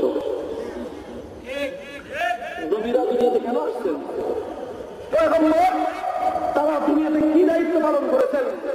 কোরআনে পাকের সূরাতুল হাদীদ খুলে দেখুন, আমার আল্লাহ বলেন লাকাদ আরসালনা রুসুলানা বিল বায়িনাত ওয়া আনজালনা মাআহুল কিতাবা ওয়াল মিযান লিয়াকুমা আন-নাসু বিল কিসত। আমি আমার তমাম পয়গম্বরদেরকে দুনিয়াতে প্রেরণ করেছি নামাজ কায়েম করার জন্য, অবশ্যই রোজা, যাকাত, হজ এগুলো দাওয়াত দেওয়ার জন্য, অবশ্যই মানুষের কাছে কোরআন শরীফ পড়ার জন্য, মিলাদ শরীফ পড়ার জন্য, সব ঠিক আছে। কিন্তু শুধু এগুলো নবীদের আগমনের উদ্দেশ্য নয়, পয়গম্বর আগমনের অন্যতম আরেকটা উদ্দেশ্য হলো আমার আল্লাহ জমিন থেকে ইঞ্চি ইঞ্চি মাটি থেকে জুলুম, অন্যায়, অবিচার প্রতিষ্ঠা করা। জুলুম, অন্যায়, অবিচার যেই জমিনে থাকে সেই জমিনে কোনদিন খোদার রহমত আসতে পারে না। বুখারী শরীফ হাদিসের কিতাব উল্টান জিলদে সানি বাবুল নবী ফাতহে মক্কা খুলে দেখুন, আল্লাহ নবী বলতেছেন, আল্লাহ নবী যখন মক্কা বিজয় করলেন, মক্কা বিজয়ের পরের দিন ফালাম্মা কানা নাসি কামা রাসূলুল্লাহ সাল্লাল্লাহু আলাইহি ওয়াসাল্লাম সুম্মা قال انما اهلك من كان قبلكم اذا خلق فيهم الضعيف اقاموا عليه الحد واذا خلق فيهم الشريف تركوه। আল্লাহ নবী বলতেছেন, তোমাদের পূর্ববর্তী জাতিগুলোকে আল্লাহ পাক রব্বুল আলামিন ধ্বংস করে দিয়েছেন। কি ছিল তাদের অপরাধ, কি ছিল তাদের অন্যায়? নামাজ পড়ে নাই, শুধু এই অপরাধ নয়, রোজা রাখে নাই, হজ করে নাই, যাকাত দেয় নাই, পর্দা প্রতিষ্ঠায় চলে নাই, শুধু এই অপরাধ নয়, বরং সবচেয়ে বড় যে অপরাধের কারণে আল্লাহ পাক তাদেরকে ধ্বংস করেছেন সেই অপরাধ ছিল এই ইযা সারাকা ফীহিমুদ দাঈফ আকামু আলাইহিল হাদ। যখন সমাজের দুর্বল মানুষ, মেহনতি মানুষ, খেটে খাওয়া কৃষক, শ্রমিক, মজদুর, রিক্সাওয়ালা, ঠেলাগাড়ি চালক, ভ্যানগাড়িওয়ালা, নৌকার মাঝি, রাস্তার টুকাই ফুটপাতের লোক, গরিব দুঃখী, অনাহারী, অর্ধাহারী, এই ধরনের দুর্বল মানুষ যখন কোনো অন্যায় করত, অপরাধ করত, তখন এই দুর্বলের উপর অন্যায় এবং অপরাধের বিচার, আইনের শাসন 100 ভাগের জায়গায় 200 বার কায়েম করত। দুর্বলের উপর আইনের শাসন, বিচারের শাসন 100 ভাগের জায়গায় 200 বার কায়েম করা খুব সহজ। কথা ঠিক না বেশি? কারণ ওর কোনো খালাও নাই, ওর কোনো মামলাও নাই, শালাও নাই, দুলাভাইও নাই, কাজে ওর উপরে আইনের শাসন কায়েম করে আইনের শাসনের হাত, বুঝলেন না, গড় হাত আছে একটা, যে কতগুলো বিচার হলো আর সেই বিচারের মধ্যে কতগুলো ন্যায় বিচার হলো, ন্যায় বিচারের হার বাড়ানোর জন্য তখন এদের উপরে 100 ভাগের জায়গায় 200 ভাগ আইনের শাসন কায়েম করা হয়। তো এতে আইনের শাসনের যে গড় মাত্রা, এটা র্যাপিডলি ইনক্রিজ হয়, উপরে দিকে উঠে। গরিবকে ঠেকে, গরিবকে মেরে, গরিবকে নিয়ে বছরের পর বছর বিনা বিচারে হাজতের মধ্যে আটকে রেখে আইনের শাসন দেখাও। আল্লাহ বলতেছেন দিস ইজ দ্য ক্রাইম, এই হলো সেই অপরাধ। দুর্বল, অন্যায়, অপরাধ যখন দুর্বল মানুষ করতো, আইনের শাসন 100 ভাগের জায়গায় 200 ভাগ। ওই একই অপরাধ করেছে সমাজের কোন প্রভাবশালী মানুষ, কোন শিল্পপতি, কোন ক্ষমতাশীল মানুষ, কোন টাকা পয়সা, বিশাল কোন কোম্পানির মালিক অথবা মালিকের সালা অথবা চেয়ারম্যানের জোড়াদাই, এমপির খালু, মন্ত্রীর আপনজন, এই ধরনের মানুষ যখন কোন অপরাধ করত তখন তাদের উপরে আইনের শাসন ছিল না, তখন আইনের পাঠ্যবই দিয়ে তাদের জামিন হয়ে যায়। আল্লাহ বলছেন এই যে অপরাধ, দুর্বল গরিব মানুষ অপরাধ করছে, বুঝলাম অপরাধ করছে, যেই অপরাধে সে 4 বছর হাজত খাটে, সেই অপরাধ করে তার উপরে যার নাম আসামিরা 1 নম্বর আসামি দেয়, সে কিন্তু 3 দিনও হাজত খাটে নাই, জামিন নিয়ে আদালত থেকে সে ঠিকই বের হয়ে গেছে। এই সমস্ত ঘটনা আছে না নাই? আর এই সমাজে আছে না নাই? আপনারা শুধু না দেখে বলতেছেন, আমি দেখে আসছি, নিজে সচক্ষে দেখে আসলাম, সচক্ষে দেখে এসেছি, গেলাম খুলনা কারাগারে, যে কোনো অপরাধে চুরিও করে নেই, বাটপাড়িও করে নেই, রাজধানীও করে নেই, শুধুমাত্র আল্লাহ নবীর ইজ্জতের হেফাজতের জন্য রক্ত দেওয়ার কথা বলেছিলাম, এটা ছিল আমার অপরাধ। ওই কথা বলবো না, শুধু এতটুকু বন্ধ দিয়ে দেখলাম একটা লোক, একটা ছেলে 3 বছর ধরে হাজত খাটতেছে, বাহিরে তার কেউ নাই তার জন্য তদবির করার মতো, আছে শুধুমাত্র তার একদিন মা, সহজ সরল গ্রামের মহিলা মানুষ, বুঝেও না শুনেও না, কি বুঝবে গ্রামের সহজ সরল মানুষ, কি হয়েছে তাকে বুঝেছে যে মা আমার 20,000 টাকা ছেলে বের করে দেবো। এখন মা জনবন্ধু রেখে 20,000 টাকা জোগাড় করেছে যে তার কলিজার টুকরা বুকের ধনকে ছেড়ে পেতে, এই যে 20,000 টাকা নিয়ে গেছে, আজও গেছে, কালও গেছে, আর কোনোদিন তার মুখের দেখা নাই। কিছুদিন পর আরেকজন আসছে, আমার 25,000 দাও, আমি তোমার ছেলেকে বের করার ব্যবস্থা করে দিব। আরেকজন বিক্রি করে দিছে, সেও চলে গেছে, আর কোনো খবর নাই। একদিন 2 দিন নয়, 1 মাস 2 মাস নয়, 3 বছর পর্যন্ত এইভাবেই খালি থাকতেছে। আর ওই বৃদ্ধ মা চোখের পানি ভাষায় কারাগারের পাশে এসে দেয়ালের মধ্যে মাথা ঢুকে এই সমাজের এই বিবেকের কারো বিবেক নাই, এই মায়ের কান্না বোঝার মতো, কান্না ভাষা বোঝার মতো। আমার সঙ্গে পরিচয় হতো, আলেমুল আমাকে ফোন করে আমি বললাম, বাবা যাও, আমি যদি আল্লাহ পাক বের করেন আমি 2000 চিন্তা করবো। ভিতর থেকে আমি একটু লোক লাগাই দিলাম, চিন্তা করে তদবির করো। বের হয়ে আসলাম, যে কোনো ভাবে 1 লক্ষ টাকার ব্যবস্থা করলাম। 1 লক্ষ টাকার ব্যবস্থা করে তদবির করলাম। 2 দিন 1 মান্থ, 1 মাসের ব্যবধানে ওই ছেলেটা কারাগার থেকে বের আসলো। আমি আমার কর্তৃত্ব করার জন্য বলতেছি না, শুধু 120 টাকার জন্য। আপনার পক্ষে 1 লক্ষ টাকা খরচ করা তদবির করার মানুষ আছে, আপনি 1 মাস পরে মুখ তুলে আসতে পারবেন। ওই মানুষটা আপনার নাই, আপনার 1 লক্ষ টাকার ব্যবস্থা নাই, 3 বছর পর্যন্ত আপনি হাজতের কারাগারের মধ্যে আপনার অন্ধকার প্রবেশকে আপনাকে উদ্ধার করতে হবে। আমি 3 বছর তো কম বললাম, 12 বছর, 24 বছর, 30 বছর পর্যন্ত বিনা বিচারে হাজত খাটতেছে হাজারো আসামি বাংলাদেশের প্রত্যেকটা জেলার জেলার। অথচ এই লোকটার জন্য তদবির করার লোক থাকে 30 বছর না, তার 30 দিন হাজত থাকতে হতো না। তাহলে কি বোঝা গেল? যার টাকা আছে তার জন্য বিচার আছে, যার টাকা নাই, আপনার টাকা নাই, আপনার পক্ষে কোনো ধরনের কোনো উকিল নাই, কোনো অ্যাডভোকেট নাই, কোনো ব্যারিস্টার নাই। কথা ঠিক না? আপনার টাকা আছে, আপনি ব্যারিস্টার কিনতে পারবেন। 1 লক্ষ টাকা নিয়ে যাবেন, ব্যারিস্টার সাহেবের পকেটে ধরবেন, আপনার পক্ষে তিনি দয়া করে 5 মিনিট হাইকোর্টে আপনার জন্য মুভ করবেন। আরো 1 লক্ষ টাকা পকেটে নিয়ে আপনার হাইকোর্টে বারান্দা দাঁড়ায় থাকতে হবে। খুব করে ব্যারিস্টার সব বের হয়ে আসবে, আরো 1 লক্ষ টাকা টাকা বুঝে দিতে হবে। আপনার লক্ষ লক্ষ টাকা আছে, তারা নামি দামি আইনজীবী কিনতে পারবেন, নামি দামি আইনজীবী কিনতে পারবেন, আদালতকে প্রভাবিত করে আপনি আপনার পক্ষে রায় নিতে পারবেন। আপনার টাকা নাই, এমন কেউ কিনতে পারবেন না, আর আপনার পক্ষে প্রচলিত বিচার ব্যবস্থার আদালত আসবে না। কথা ঠিক না বেশি? বলবেন যে হুজুর এই সমস্ত কথা বাদ দিয়ে কোরআন হাদিসের কথা বলেন। কোরআন হাদিসের কথা কাকে বলে? কোরআন হাদিসের কথা কাকে বলে? সারা জীবন কিয়ামত পর্যন্ত আল্লাহর কোরআনের খতম করেন আর মিলাদ শরীফ করেন, জুলুম এবং বৈষম্যের বিচার ব্যবস্থা যদি উৎখাত করা হয়, সমাজের গরিব আর ধনীর জন্য সামনের বিচার ব্যবস্থা যদি নিশ্চিত না করা যায়, খোদার কসম করে আসমান খুলবে না, রহমত আসবে না। রহমতের কথা বলবো না তো ঘোরার টিপে বাঁচবে বলে কেমন? সেই কথা বলে রহমতের দুয়ার খুলবে না, সেই ওয়াজ করা কি দরকার? শেষ জীবনে আমাদেরকে বলতেন, ওয়াজের ধারা পরিবর্তন করো। বহু পাবলিককে এই পাবলিকের সুস্থ হয়ে গেছে। ইউসুফ আলাইহিস সালাম করবেন ওই সমস্ত কাহিনী জনগণের মুখস্থ হয়ে গেছে। এবার নতুন কথা বলতে আরম্ভ করো, ব্রিটিশ সমর্থিত কালাকারের বিচার ব্যবস্থাকে উৎখাত করার জন্য জনগণকে বোঝাও। কথা ঠিক না বেশি? যদি এখানে কেউ আইনজীবী থেকে থাকেন, আমাকে ক্ষমা করবেন, আমি কোন ব্যক্তির জন্য বা কোন একটা বিশেষ শ্রেণীকে এখানে টার্গেট করার কথা বলতেছি না। গোটা প্রসেসটা নিয়ে আমরা আলোচনা করতেছি। এখানে সিস্টেমটাই এমন, পদ্ধতিটাই এমন। এই পদ্ধতিতে কোন আইনজীবী, কোন ব্যারিস্টার, কোন অ্যাডভোকেট তিনি জনগণের সেবা অনেক করতে পারেন। অনেক আছেন আলহামদুলিল্লাহ, তারা পকেটে পয়সা দিতে পারেন না, গরিব দুঃখী অনাথের জন্য তারা বিনা পয়সায় অনেকে মামলা পরিচালনা করে দেন। আল্লাহ তাদের দিন বিনিময় দান করুন। কিন্তু এটা গোটা সিস্টেম এটা নয়, এটা স্বাভাবিক জেনারেল কেস এটা নয়, এটা এক্সেপশনাল কেস আপনি ব্যক্তিগতভাবে করেন। কিন্তু আসল ব্যাপারটা কি? আসল ব্যাপারটা হলো আপনার টাকা আছে, আপনার পক্ষে আইনজীবী আছে। আপনার টাকা নাই, আপনার পক্ষে আইনজীবী নাই। আপনার পক্ষে আইনজীবী আছে, আপনার পক্ষে আদালতের রায় আছে। আপনার আইনজীবী নাই, আপনার পক্ষে জামিন নাই, আপনার পক্ষে আদালতের রায়ও নাই। 12 বছর একটা হাজত কাটছে, 12 বছর একজন লোক হাজত কাটছে, জাতীয় পত্রিকার খবর।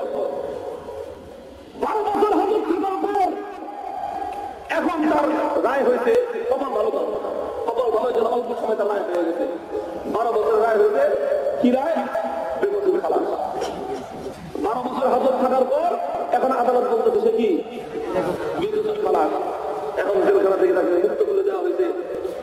বেকুতুব খালাস 12 বছর পাওয়ার পর একজন রিক্সাওয়ালা গরিব মানুষ, সে মুক্ত জীবনে ফিরে এসে জাতীয় যুবকদের কাছে প্রশ্ন করে, যদি ওই রিক্সাওয়ালা গরিব ভাইয়ের প্রশ্নের জবাব দেওয়ার মতো বিবেকবান মানুষ থেকে থাকেন, তাহলে হাত উঠায় বললেন এই ওয়াজ বন্ধ করে দিব আমরা। সে বলতেছে আমাকে আজকে 12 বছর পর আমাকে বেকুশের খালাস বলো, আমাকে বেকুশের খালাস বলার কোনো দরকার নাই। আমি আগুনে যাওয়ার সময় 2 বছরের নিষ্পাপ সন্তান রেখে গিয়েছিলাম। আমার সেই নিষ্পাপ সন্তান দীর্ঘ 12 বছর পর্যন্ত পিতৃ সিনেমা থেকে বঞ্চিত হয়ে রাস্তাঘাটে, ফুটপাতে, ট্রেনের লাইনে, রেল লাইনের গাড়িতে, রেলের ছাদে অনাহারে, আস্তারে, অনাদরে লাঞ্ছিত বঞ্চিত অবস্থায় তার জীবনের এই শৈশবকাল অতিক্রম করে দিয়েছে।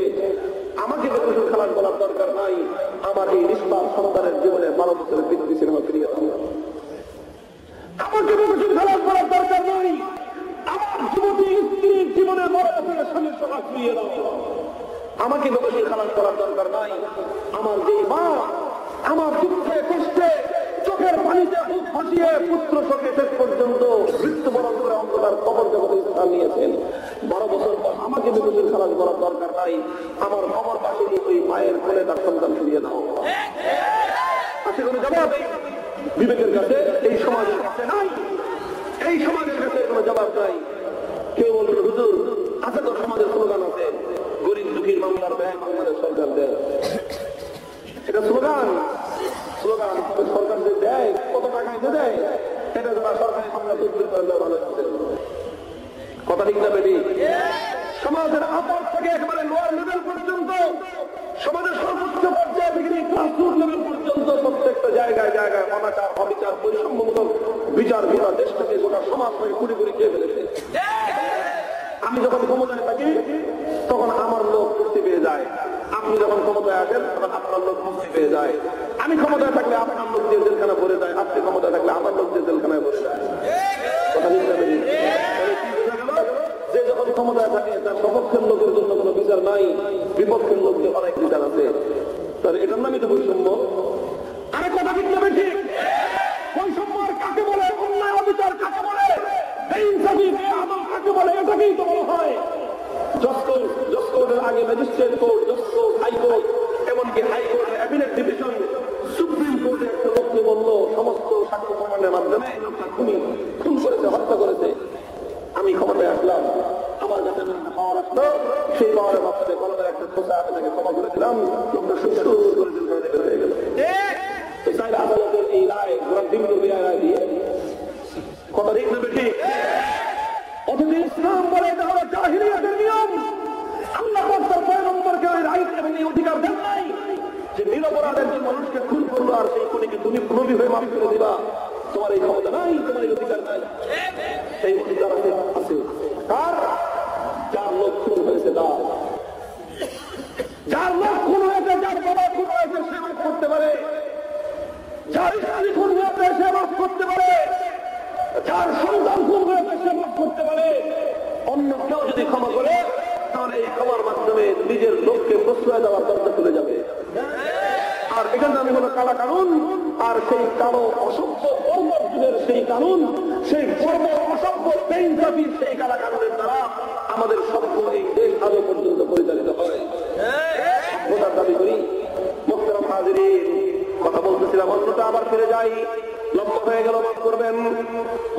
আল্লাহ নবী মুহাম্মদ আরবি সাল্লাল্লাহু আলাইহি ওয়াসাল্লামকে আল্লাহ পাক বললেন, ও যাও, উযিনা লিল্লাযীনা ইউকাতালুনা বিআন্নাহুম যুলিমু ওয়া ইন্নাল্লাহা আলা নাসরিহিম লাকাদির। ও নবী যাও, বদরের যুদ্ধের ময়দানে, যুদ্ধের মাধ্যমে, সংগ্রামের মাধ্যমে আমার জমিন থেকে বেইনসাফি, অন্যায়, অবিচারকে উৎখাত করে সাম্য এবং ন্যায় বিচার তুমি কায়েম করো। নবীজি সাহাবায়ে কেরামকে নিয়ে গেলেন, 313 জন সাহাবী, বেসুরি সামান, অস্ত্র নাই, শস্ত্র নাই, যুদ্ধের পোশাক নাই, পেটে খাবার নাই, দুর্বল 313 জন সাহাবী আল্লাহর নবীর সঙ্গে। অপরদিকে আবু জাহালের নেতৃত্বে 1000 দুর্ধর্ষ সশস্ত্র বাহিনী। এই অবস্থা থেকে অসম একটা যুদ্ধ, এই অসম যুদ্ধের পরিস্থিতিতে আমার নবী বিচলিত হয়ে গেলেন। নবী দুশ্চিন্তায় পড়ে গেলেন যে আমার সাহাবীরা ময়দানে টিকতে পারবে না, শত্রুদের এই দুর্ধর্ষ অবস্থা দেখে আমার সাহাবীরা ময়দান থেকে পিছপা হয়ে যাবে, তারা যুদ্ধ থেকে সরে দাঁড়াবে, কি তারা করবে? এটা নিয়ে আল্লাহর নবী হেজিটেশনে ভুগতেছেন। আল্লাহর নবী ব্যাপারটা নিয়ে টেনশনে আছে। সালাম যদি আজকে ময়দান থেকে সরে যায়, কিয়ামত পর্যন্তের জন্য আল্লাহর দিনের ঝান্ডা অবনমিত হয়ে যাবে। নবীর চেহারার মধ্যে দুশ্চিন্তার ছাপ, চেহারাটা মলিন। মিকদাদ ইবনে আমর রাদিয়াল্লাহু তাআলা আনহু আল্লাহর নবীর একজন সাহাবী, নবীর চেহারার মধ্যে দুশ্চিন্তার ছাপ দেখে, মলিন দেখে সহ্য করতে পারলেন না। নবীর কাছে দাঁড়িয়ে বলেন, ইয়া রাসূলুল্লাহ, ওয়াল্লাহি ইন্না লা নাকুল কামা ক্বালাত বানু ইসরাঈল লিমূসা ইযহাব আনতা ওয়া রাব্বুকা ফাকাতিলা ইন্না হাউনা কাঈদুন। ও নবী, খোদার কসম খেয়ে বলি, আজকে আমরা আপনাকে ওই জবাব দেব না সেই জবাব ইহুদিরা মুসা নবীকে দিয়েছিল। বলেছিল, তুমি যাও যুদ্ধ করো, আমরা এখানে বসলাম। আমাদের জবাব পরিষ্কার, ওয়ালাকিন ইযহাব আনতা ওয়া রাব্বুকা ফাকাতিলা ইন্না মাআকুমা মুকাতিলুন। আমাদের জবাব পরিষ্কার, আপনি আজকে আল্লাহর দিনের জন্য ময়দানে বলেছেন, আজকে সর্ব অবস্থায় আমরা আপনার সঙ্গে আছি। আপনার ডানে বামে সামনে পিছনে চতুর্দিক থেকে আমরা আজকে আপনার সঙ্গে আমরা আছি। জীবন দিতে হয় জীবন দেব, কখনো বিয়ের পরে আপনার হুকুম তামিল করব। আপনি যদি আমাদেরকে হুকুমদের সামনে অ্যাডভান্স করার, আমরা সামনে অগ্রসর হয়ে যাব। আমাদের সামনে যদি কোনো আগ্নেয়গিরি চলে আসে, 313 জন আমরা সাহাবী একসঙ্গে অগ্নিকুণ্ডের মধ্যে ঝাঁপ দিতে আমরা প্রস্তুত। সমুদ্র পানি দিয়ে আমরা প্রান্ত বারকুল হামাদ, ওখানে আমি খোদার কসম আপনার হুকুম পালন করতে বারকুল হামাদ যেতে মহাসমুদ্রের মধ্যে ঝাঁপ দিব। সমুদ্রের উত্তপ্ত তরঙ্গমালার প্রতি আমাদের যাত্রা স্তব্ধ করতে পারবে না। আল্লাহ নবীর সাহাবী নিজেদের জীবনকে এভাবে নবীর জন্য উৎসর্গ করার শপথ করলেন, আর সঙ্গে সমস্যার অন্য সমস্ত সাহাবায়ে কেরাম হাতে হাত মিলিয়ে আল্লাহ নবীর সামনে এভাবে শপথের বাক্য উচ্চারণ করলেন। আমার নবীর চেহারা চিন্তার ছাপ দূর হয়ে গেল। নবী বলতে আরম্ভ করলেন, আমার সাহাবী, তোমরা যদি আমার জন্য, আমার দিনের জন্য এভাবে উৎসর্গ করার শপথ দিতে পারো, খোদার কসম এই পৃথিবীর কোন শক্তি তোমাদের সামনে ময়দানে দেখতে পারবে না। নবীজির চেহারায় হাসি ফুটে উঠলো। আল্লাহ নবীর সাহাবী নবীর চেহারায় হাসি ফোটালেন। এই হাসিটার দাম কত ছিল? আরে মোরা একটি মুখে হাসি ফোটাবো বলে যুদ্ধ করি, মোরা একটি মুখে হাসি ফোটাবো বলে অস্ত্র ধরি। গান লেখা সহজ, কবিতা লেখা সহজ, কিন্তু সত্যিকার বাস্তব জীবনে রূপায়িত করা বড় কঠিন। সাহাবায়ে কেরাম তার জীবন দিয়ে সে করার প্রমাণ দিয়ে গেছেন। হযরত মিকদাদ রাদিয়াল্লাহু তাআলা কোথায়? আমার নবী, দিনের নবীর চেহারা থেকে দুশ্চিন্তার ছাপ দূর হয়ে হাসি ফুটে উঠলো। নবীর চেহারা এক চিন্তা পরিমাণ হাসির কত দাম ছিল আমরা তোমার কাছে বুঝে আসতে না পারে। কিন্তু নবীর প্রিয় সাহাবী আব্দুল্লাহ ইবনে মাসউদকে জিজ্ঞাসা করো, ও ইবনে মাসউদ, নবীর চেহারা এক চিন্তা পরিমাণ হাসির দাম কত? বুখারী শরীফে তিনি বলতেছেন, বুখারী শরীফের হাদিস, লাকাদ শাহিদতু মিনাল মিকদাদ ওয়া শাদার লা আন আকুনা সাহিবাহু আহাব্বু ইলাইয়া মিম্মা উযিলা বিহি। ও মিকদাদ, তুই আজকে আমার নবীর চেহারার মধ্যে হাসি ফোটালি, আমার নবীর মুখে হাসি ফোটালি, এই নেক আমলটা তুই আমাকে দিয়ে দে, বিনিময়ে আমি আমার সাহায্য করে গিয়ে সমস্ত নেক আমল তোকে দিতে রাজি আছি। আমার সমস্ত আমল, সমস্ত ইলম, সমস্ত নামাজ, সমস্ত রোজা, সমস্ত দাওয়াত, সমস্ত জিহাদ সব তোকে দিয়ে দিব, বিনিময়ে আমার নবীর মুখে হাসিটা তুই আমাকে দিয়ে দিবি। যদি এতে তোর সন্তুষ্টি না হয়, যদি আমার জান্নাতটা তোর প্রয়োজন হয়, খোদার কসম আমি খোদার জান্নাত দিতে রাজি আছি, কিন্তু বিনিময়ে আমার নবীর মুখে হাসি দেখতে চাই। আরে দোস্ত, এটাকে বলা হয় রাসূল, এটাকে বলা হয় সাহাবী ওয়ালা ঈমান। আল্লাহর নবীর মুখে হাসি ফোটানোর জন্য জীবনের সমস্ত চাওয়া-পাওয়াকে তারা হাসি মুখে কোরবান করতে পারেন। নবীজির মুখে হাসি দেখার জন্য খোদার জান্নাতটাকে দিতে প্রস্তুত। কোনো কিছু দরকার নাই, আমি নবীর উম্মত, আমি আমার নবীর মুখে হাসি দেখতে চাই। এটার নাম হলো সাহাবী ওয়ালা ঈমান। এর নাম কি? এটার নাম হলো সাহাবীদের মধ্যে রাসূল। উহুদের জিহাদের ময়দানে যান, সাদ ইবনে আবি ওয়াক্কাস রাদিয়াল্লাহু তাআলা বলতেছেন, সাদ ইবনে আবি ওয়াক্কাস আল্লাহর নবীর সাহাবী, তার আপন ভাই, এক মায়ের পেটের আপন ঔরসজাত ভাই উতবা ইবনে আবি ওয়াক্কাস উহুদের ময়দানে আল্লাহর নবীকে আঘাত করে নবীর শরীর থেকে রক্ত ঝরিয়েছে। এই কথা নবীর সাহাবী সাদ ইবনে আবি ওয়াক্কাস শোনার পরে বলতেছেন, ফামা হারিসতু আলা তাকদি আহাদিন হিবসি আলা তাকদি আবি উতবা ইবনে আবি ওয়াক্কাস লিমা ক্বালা রাসূলুল্লাহ সাল্লাল্লাহু আলাইহি ওয়াসাল্লাম। খোদার কসম খেয়ে বলি, জীবনে আমি কোনদিন কোন মানুষকে হত্যা করার জন্য, কোন মানুষের কাছ থেকে হত্যা বদলা নেওয়ার জন্য এতটা পাগল হই নাই। আমার আপন ভাইয়ের কাছ থেকে রক্তের বদলা রপ্তানিতে আমি যতটা পাগল হলাম, যখন শুনলাম আমার ভাই আমার নবীকে আঘাত করে রক্তাক্ত করে দিয়েছে। দোস্ত, এটার নাম হলো সাহাবীওয়ালা ঈমান। কি প্রমাণ হয়? আমার নবীর উপর যে আক্রমণ করবে, আমার নবীকে যে আঘাত করবে, সে যদি আমার ভাইও হয়, তাহলে আমি নবীর উম্মত হিসেবে আমার কাছে তার পরিচয় আমার ভাই নয়, আমার কাছে তার পরিচয় সে নবীর দুশমন। আমার নবীকে যে আঘাত করবে, সে যদি আমার বাপ হয়, আমি যদি নবীর সন্তান হয়ে থাকি, আমার কাছে তার একটাই পরিচয়, সে আমার নবীর দুশমন।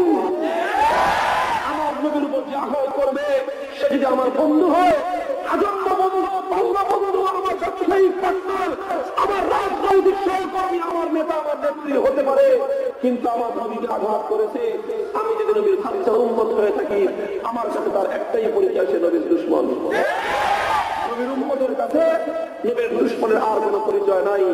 যারা নবীর দুশমন তারা কোন দলের লোক নয়, যারা নবীর দুশমন তাদের কোন দেশ নাই, যারা নবীর দুশমন তাদের কোন বংশ পরিচয় নাই। সারা পৃথিবীর উম্মতে মুহাম্মাদিয়ার কাছে নবীর দুশমনদের একটাই পরিচয়, তারা নবীর দুশমন, তারা নবীর দুশমন, তারা নবীর দুশমন। মুহতারাম হাজিরিন, এই সাহাবায়ে ইকরাম শিক্ষা দিয়ে গেছেন। কাজেই আল্লাহ নবীর মুহাব্বত করব, নবী যে আমার কাছে আপনার কাছে ভালোবাসা চেয়েছেন, আর আমরা যে হাত কিছু করে খোদাকে সাক্ষী রেখে শপথ করেছি আল্লাহ নবীকে ভালোবাসতে হবে, ঠিক এইভাবেই ভালোবাসতে হবে। আমার নবীর এগেইনস্টে যে যাবে, আমার নবীকে আঘাত করবে, আমার নবীকে গালিগালাজ করবে, সে যেই হোক না কেন, আমার নবীকে আঘাত করার পক্ষে আমার জানের শত্রু। কথা ঠিক না বেশি? সর্বশেষ কথা, আজকে আল্লাহ নবীর জন্য, নবীর ইজ্জত হেফাজতের জন্য, নবীর রূপের এবং ভালোবাসার প্রমাণ দেওয়ার জন্য আজকে জাতির কাছে বড় বেশি পরিচয় এবং বড় বেশি প্রয়োজন দেখা দিয়েছে। কথা ঠিক না বেশি? তবে নবীর প্রেম এটা তো আবার সমাজের মধ্যে খুব জনপ্রিয় একটা জিনিস, খুব জনপ্রিয় একটা জিনিস। এই জন্য যেই জিনিস জনপ্রিয় হয় সেই জিনিসের মধ্যে 1 নম্বর 2 নম্বর আসল এবং নকলের একটা পার্থক্য থাকে। কথা ঠিক না বেশি? আল্লামা রুমি রহমতুল্লাহ আলাইহি বড় সুন্দর করে প্রেমের ভালোবাসার আসল আর নকল দুইটা পার্থক্য দেখাইছেন একটা ঘটনার মাধ্যমে। গল্প, ছোট্ট গল্প, লায়লা মজনু প্রেম কাহিনী আমরা সবাই শুনেছি। এটা আল্লামা রুমি রহমতুল্লাহ আলাইহি অমর সৃষ্টি, আল্লাহ এবং রাসূলের সত্যিকার ভালোবাসা এবং প্রেম বোঝানোর জন্য এই কাহিনী তিনি সাজাইছেন। মানুষ ধরেছে লায়লাকে, বলল, লায়লা, আরে তোমার জন্য তো মজনু পাগল হয়ে, দিওয়ানা হয়ে, আশিক হয়ে বাড়ি ঘর ছেড়ে, নামা দাওয়া সব ছেড়ে জঙ্গলে চলে গেছে, বনবাসে, না খেয়ে না দিয়ে যে কোনো সময় মরে থাকবে। কথাটা শুনে লায়লার পরে একটু সিম্পেথি জাগ্রত হলো। চাকরকে ডাক দিয়ে বললো, আগামীকালকে থেকে গাভীর দুধ দহন করে 1 পেয়ালা দুধ দিয়ে জঙ্গলে যে মজনুকে খুঁজে বের করে মজনুকে পান করে আসবি। এখন চাকর জিজ্ঞাসা করে, ম্যাডাম আমি তো মজনুকে চিনি না। কজেক্টলি চিনবি? তার আলামত সিমটম হলেই যে মজনু সারাদিন শুধুমাত্র লায়লা লায়লা লায়লা লায়লা লায়লা আমার নাম জপনা করে, দেখলেই বুঝবি যে লায়লা লায়লা জপনা করবে, বুঝবি যে এটার নাম হলো মজনু, ওরে দুধ খাওয়ায়। লায়লা সুন্দর চাকরকে কথা বলতেছে, তো দেয়ালের আড়াল থেকে এক লোক ধান্দাবাজ বার্তা শুনতেছে, সঙ্গে সঙ্গে ক্যালকুলেশন করে ফেললো যে চাকর তো মজদুরি ছিল, ও খালি জানে যে লায়লা লায়লা করে, এটা দিয়ে আমি লায়লা লায়লা করলে দুধটা আমার বাকি চলে আসবে। খেয়াল রাখছে দূর থেকে পর্যবেক্ষণ করতেছে যে চাকর কখন দুধ দিয়ে যাওয়ার জন্য রেডি হয়। যখনই দেখতে চাকর রেডি, ঠিক তার আগ দিয়েও ধরতেছে জঙ্গলে। জঙ্গলে গিয়ে যেই পথে রাস্তায়, যে রাস্তা দিয়ে চাকর ঢুকবে, রাস্তার পাশে এক জায়গায় বসে লায়লা লায়লা লায়লা লায়লা জপনা শুরু করছে। চাকর যখন দুধ দিয়ে রওনা হয়েছে, চিন্তা করতেছে এত বড় জঙ্গল, কোথায় মজনুরে খুঁজে পাবো। একটু দূর দিয়ে দেখে যে আল্লাহ রহমতে মাশাআল্লাহ মজনু ভাই একেবারে দরজার সামনে হাজির। মজনু কিনতে তোমার লায়লা দুধ বুঝে যাবে, কোন ভক্তি সহকারে মোহাম্মদের সাথে লায়লার বানানো 1 পেয়ালা দুধ খেয়ে আবার লায়লা লায়লা জপনা শুরু করছে। চাকর পেয়ালা নিয়ে ফিরে আসছে, 5 মিনিট পর বললাম মজনু ফিরে আসছে। এইভাবে প্রতিদিন চাকর যাওয়ার 5 মিনিট আগে যায়, 10 মিনিট লায়লা লায়লা করে, এরপরে মিষ্টির প্যাকেটটা যায়, দুধের পেয়ালাটা যায়, দুধটা পান করে, এরপর তার লায়লা চলে আসে জঙ্গল থেকে। আর সারাদিন ঘরের মধ্যে ঘুরে ফিরে খায়। এইভাবে মাস 1.5 মাস খাও খাও খাঁটি দুধ 1 পেয়ালা খেতে গেছে, তার চেহারার মধ্যে গ্রেস বেড়ে গেছে, চেহারার লাবণ্যতা বেড়ে গেছে। পারবে না? আরে বসে বসে যদি কেউ খাও খায়, খালি ঠ্যাঙের উপর ঠ্যাং উঠায় দিলে তার কাছে যদি খালি মিষ্টি হাদিয়া যায়, তার কাছে তার পকেটে যদি হাদিয়া যায়, তার গতি যদি পিছায় তাহলে চেহারা গ্লেজ মারবে না, কি করবে? আরে চেহারা এই গ্লেজ খাওয়া মিষ্টি খেয়ে আর দুধ খেয়ে চেহারা গ্লেজ বলার নাম কি নূর? আর নূর কার কি? নূর তো ভিন্ন জিনিস। নূর হলো ওই চেহারার মধ্য থেকে নূর ভেসে আসে, যেই চেহারা আল্লাহর দিনের দাওয়াত পেয়ে রোদে করে বৃষ্টিতে ভিজে মানুষের দ্বারে দ্বারে ঘুরে। নূর তো ওই চেহারায় পাওয়া যায় যেই চেহারার মধ্যে আল্লাহ নবীর ইসলামের হাতে করতে গিয়ে জালিমের বুলেটে পাঠাতে যার চেহারা বিকৃত হয়ে আছে। ওই চেহারার দিকে তাকাও, ওই চেহারার দিকে তাকালে আল্লাহ এবং তার রাসূলের মুহাব্বত থেকে অন্তর জাগ্রত হয়ে যায়। ওটাকে বলে নূর। আর খেয়া খেয়া চেহারা না বিস্তুর বানাইছে, খুব সুন্দর। এটার নাম নূর না, এটার নাম হলো বর্তানি। এই প্রশ্ন দুধ খেয়ে গিয়ে প্রায় মাস দেড় মাস চেহারার মধ্যে গ্লেজ ধরে খালি দুধ খায়। হঠাৎ অনেকদিন পরে সন্দেহ হয়েছে, চাকর ডেলি দুধ পাঠাই আসলে খায়, ঠিক আসল মশলু পায় না কোনো মাস্টার ভেজাল মশলু তৈরি হয়েছে। এখানে সন্দেহ হয়েছে, কারণ মানুষ বলে যে মশলু জঙ্গলের গহীনে দেখা যায়, আর আমার চাকর গায়ে রাখে 5 মিনিটের মধ্যে গায়ে খাওয়া যায়। কাজে লাইলার মনে হলে যদি পরীক্ষা করা হয় কাজে থেকে আসল 1 নম্বর মশলু না 2 নম্বর মশলু, ওই চাকর কালকে যাওয়ার সময় দেখা করে থাকি গেছে পেয়ারা পেয়ারা ঢেলে রেখে পেয়ারা করতে ধারালো চকচকে একটা চাকু দিয়ে দিচ্ছে। বেটা বেটাতে কি করবো? আপনার মজুরের কাছে যা বলছি, তুমি যে লাইলাকে ভালোবাসো, যার জন্য তুমি আসে জীবনা পাগল হয়ে তুমি বাড়ির জঙ্গলে চলে আসছো, তোমার সেই লাইলার অবস্থা সিরিয়াস, মরণাপন্ন অবস্থায় হাসপাতালে ইমার্জেন্সিতে ভর্তি, ডাক্তার বলছে মাঝে রক্তের দরকার। এখন তো রক্ত দিবে কে? লাইলা বলছে তুমি যেহেতু প্রেমিক আসে খালি তোমার কাছে একটা রক্ত দিয়েছে, রক্ত দাও যা। এখন বলতে আজকে সিস্টেম যে কত শিডিউল টাইম মধ্যে গিয়ে লাইলা করতেছে, আর লক্ষ্য করে মিষ্টি লাগে তাকে বলা দেখছে যে টাইম মতো ঠিকই মিষ্টিওয়ালা সেই মিষ্টির প্যাকেট নিয়ে দুধের পেয়ারা নিয়ে চাকর আসতে সঙ্গে সঙ্গে তার এসকের মাত্রা বেড়ে যায়, আরো ধরে ধরে লাইলার নাম যাপনা শুরু করে। হাঁটতে পেয়ালা হাতে দিতে, হাতে দিতেই তো আজকে বন্ধুর কাছে অন্যরকম মনে হয় যে আজকে মিষ্টির প্যাকেট হালকা কেন কয় খুলে দেখেন দুধের পেয়ারা রুমাল উল্টাইছে, উল্টে এত মাথা চরক গেছে। ঘটনা কি? দুধের মধ্যে আসতে চাকু বলতে ভাই তোমার লাইলা হাসপাতালে ইমার্জেন্সিতে ভর্তি পাঠাইতে গেলে আজকের মধ্যে 1 পেয়ালা রক্তের দরকার, রক্ত দিবে কে? তোমার লাইলার জন্য তুমি পাগল দিওয়ানা আশেক মজনু, কাজে তুমি ছাড়া রক্ত দিবে কে? এখন রক্ত দাও। এখন তো মজনু যে আপনি বলছো লাইলা লাইলা করতাম, আমার নাম ছিল আশেকে লাইলা, আমি দুধ খেতাম, এটা ভালো সিস্টেম। আজকে আবার কোন ঝামেলা করতে হবে? এখন অনেক আরো বলতে হিসাব করতে যাবে, কি করবো? এখন হিসাব নিকাশ করে সিদ্ধান্ত উপনীত হয়েছে যে এই কামে আমি নেই, রক্ত রক্ত দেওয়ার কাছে নেই, দুধ খাবো ভালো কাজ, স্বাস্থ্যসম্মত এটা স্বাস্থ্যসম্মত প্রেম। এই স্বাস্থ্যসম্মত প্রেমে আমি আমল করতে রাজি আছি, কিন্তু এই ধরনের প্রেমে আমি আমল করতে রাজি নাই। এখন সে চাকরকে বুঝায়, বেটা তুই কি মনে করছো আমি কি রক্ত দেওয়ার বুঝলো? আর শোন, দেয়ার ইজ 2 kinds of মজনু। মজনু কয় প্রকার? মজনু হয় 2 প্রকার। তুই ভালো করে বুঝ, মজনু তো ছিলিস না। মজনু হয় 2 প্রকার। প্রথম প্রকারের মজনু হলো যাহারা দুধ খায়, আর দ্বিতীয় প্রকারের মজনু যাহারা রক্ত দেয়। আমি হলাম প্রথম শ্রেণীর প্রথম প্রকারের মজনু। কাজে আমি হলাম দুধ খাওয়ার মজনু। যতদিন দুধ ছিল ততদিন আমি মজনু ছিলাম। আজকে যেহেতু দুধ নাই, এই জন্য আজকে আমরা প্রথম শ্রেণীর মজনু নাই। আজকে যেহেতু রক্তের প্রয়োজন, আজকে 3য় শ্রেণীর মজনু লাগছে। আজকে আমাদেরকে যে কাজ হবে না, যা জঙ্গলের ভিতরে যাওয়া হলে দেখতে কোনো মজনু পাওয়া যায়। রক্ত দেওয়ার মজনু এরকম জঙ্গলের বাইরে ঘরের ঠিকানায় পাওয়া যায় না। এখন তো চাকর পড়ছে বিপদে, কয় শালায় 4 মাস দুধকে এখন কয় যে মজনু কয় প্রকার। এখন বলে আজকে যে মজনু নাকি 2 প্রকার। এখন বিপদে পড়ছে যে বাড়িতে কি জবাব দেবো? বাড়িতে আজকে কই যে মজনু 2 প্রকার, একটা হলো দুধ খাওয়ার মজনু, আর একটা হলো রক্ত দেওয়ার মজনু। তো চাকরি যাবে, সাথে সাথে আমার পিঠে চামড়াও যাবে।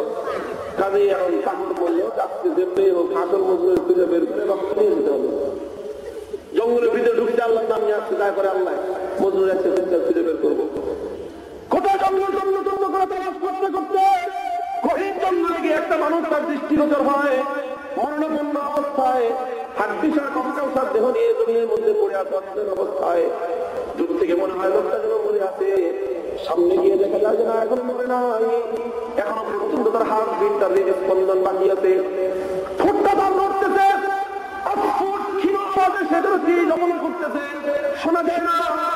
চাকর গিয়ে কান পাতলো, অস্ফুট আওয়াজে শব্দ ভেসে আসে, লাইলা লাইলা লাইলা লাইলা লাইলা লাইলা লাইলা। চাকরের বুঝতে বাকি নাই, এটাই হলো সেই আসল মজলুম, এটাই হলো লাইলা সত্যিকার আসে, এটাই হলো লাইলা সত্যিকার প্রেমিক। অনেকক্ষণ পর্যন্ত তাকে ডাক দিল মজলুম বলে, কিন্তু কোনো সাড়া নাই, শব্দ নাই। বুদ্ধি করে চাকর তার কানের কাছে গিয়ে বলল, বন্ধু আমি তোমার লাইলার পক্ষ থেকে এসেছি। লাইলার নামটা শোনার সঙ্গে সঙ্গে মজলুম হঠাৎ দিনের মধ্যে যেন বিদ্যুতের চমক খেলে গেল। হঠাৎ যেন তার প্রাণীর দেহের মধ্যে আপনার পর্যন্ত উঠল। লাভ দিতে বসে গেলে, লাইলার কি হয়েছে বল, কি প্রয়োজন? বলে একেবারে দরকার, রক্ত ছাড়া তোমার লাইলাকে বাঁচানো যাবে না। আর যে নাই, সঙ্গে সঙ্গে পেয়ালাটা নিয়ে, ধারণা চাকুটা নিয়ে নিজের গোটা দেহটার মধ্যে পার মেরে মেরে ক্ষত বিক্ষত করে কঙ্কালসার হাড্ডিসার দেহটা থেকে নিংড়ায় নিংড়ায় ফোটা ফোটা রক্ত দিয়ে এক বেলা রক্ত জমাট করে বলে, তাড়াতাড়ি নিয়ে যা, খবরদার আমার লাইলার যদি কিছু হয় তাহলে আমি কিন্তু কাউকে ছাড়বো না।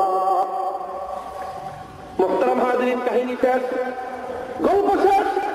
দার্শনিক কবি, বিশ্ব ইতিহাসের অন্যতম ইলমে তাসাউফের ইমাম আল্লামা রুমি রাহমাতুল্লাহ আলাইহি ঘটনা লিখেছেন।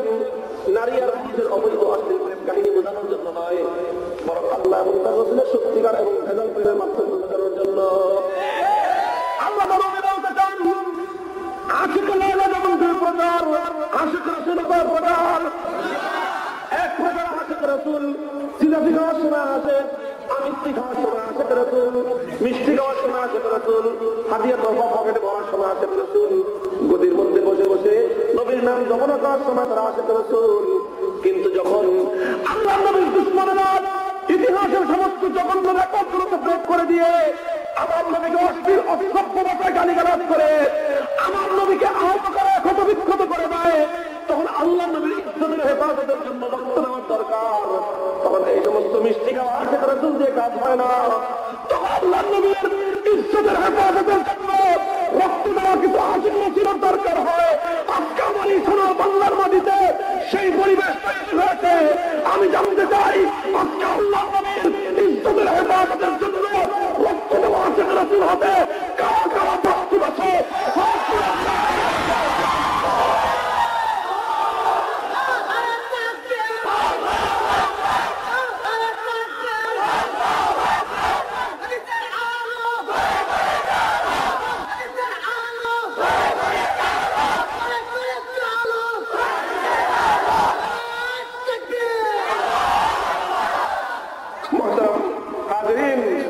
আজকে অত্যন্ত হৃদয় বিদারক কাহিনী আমাদের জন্য, গোটা জাতির জন্য লক্ষ্যজনক একটি ব্যাপার। বাংলাদেশের মুসলমানদের জন্য খুবই দুঃখজনক, খুবই মর্মান্তিক একটি ব্যাপার হলো এই, ১,৫০০ বছর পর্যন্ত কোন বেঈমানের বাচ্চা, কোন ইহুদির বাচ্চা আমার নবীকে এমন অসভ্য অশ্লীল ভাষায় গালিগালাজ করতে পারে না। এই সাম্প্রতিক সময়ে আমাদের দেশের কিছু কুলাঙ্গার, নবীর দুশমন, জাহান্নামের কীট নরকের পতঙ্গ এই সোনার বাংলার মুসলমানদের মাটিকে ব্যবহার করে, এই স্বাধীন বাংলার সংস্কৃতির সঞ্চিত এই মাটিকে ব্যবহার করে সালাম বর্তমান রফিক জব্বার নবীর মুহাম্মদের দুধের রক্ত দিয়ে কেনা পবিত্র বাংলা ভাষাকে ব্যবহার করে আমার নবীকে এমন অশ্লীল অশ্রাব্য ভাষায় গালিগালাজ করেছে। ইতিহাসে কোন জঘন্য রেকর্ডের মধ্যে নাই।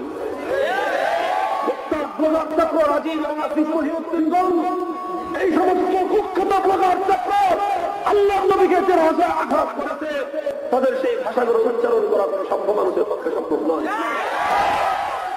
আর আল্লাহ রাব্বুল আলামিন আরশের মালিক আমার নবীকে ভালোবেসে যিনি নাম দিয়েছেন মুহাম্মদ আর মুহাম্মদ, আহমদের অর্থ হলো আল্লাহর প্রশংসাকারী, মুহাম্মদ মানে হলো আল্লাহর পক্ষ থেকে প্রশংসিত, সমস্ত পয়গম্বরদের প্রশংসিত, সমস্ত শ্রেষ্ঠদের প্রশংসিত, সমস্ত মানব মানব গোটা বিশ্ববাসীর প্রশংসিত, তার নাম হলো মুহাম্মদ। কথা ঠিক না বেঠিক? এই কুলাঙ্গার শব্দ আহমদ আর মুহাম্মদ এই পবিত্র দুটি নামটি পর্যন্ত ছাড়ে নাই, বিকৃত করে আহমদ আর মুহাম্মদ বলে আখ্যায়িত করে দিল। ও দোস্ত, কাজে আজকে এটা এমন একটা সময়, এমন একটা সিচুয়েশন, কাজে আজকে নবীর দুশমন যারা, তাদের আন্দোলন এবং নবীর প্রতি তাদের এই বিদ্বেষ আমার এবং আপনার আশেপাশে চলবে। খোদার কসম, আজকে যদি আল্লাহ নবীর একজন সাহাবী বেঁচে থাকতেন, নবীর দুশমনদের পক্ষে আশ্রয় করা সহজ ছিল। কথা ঠিক না বেটি? আজকে আমাদের প্রমাণ করার সময় এসেছে নবীর সাহাবা কেরাম নাই,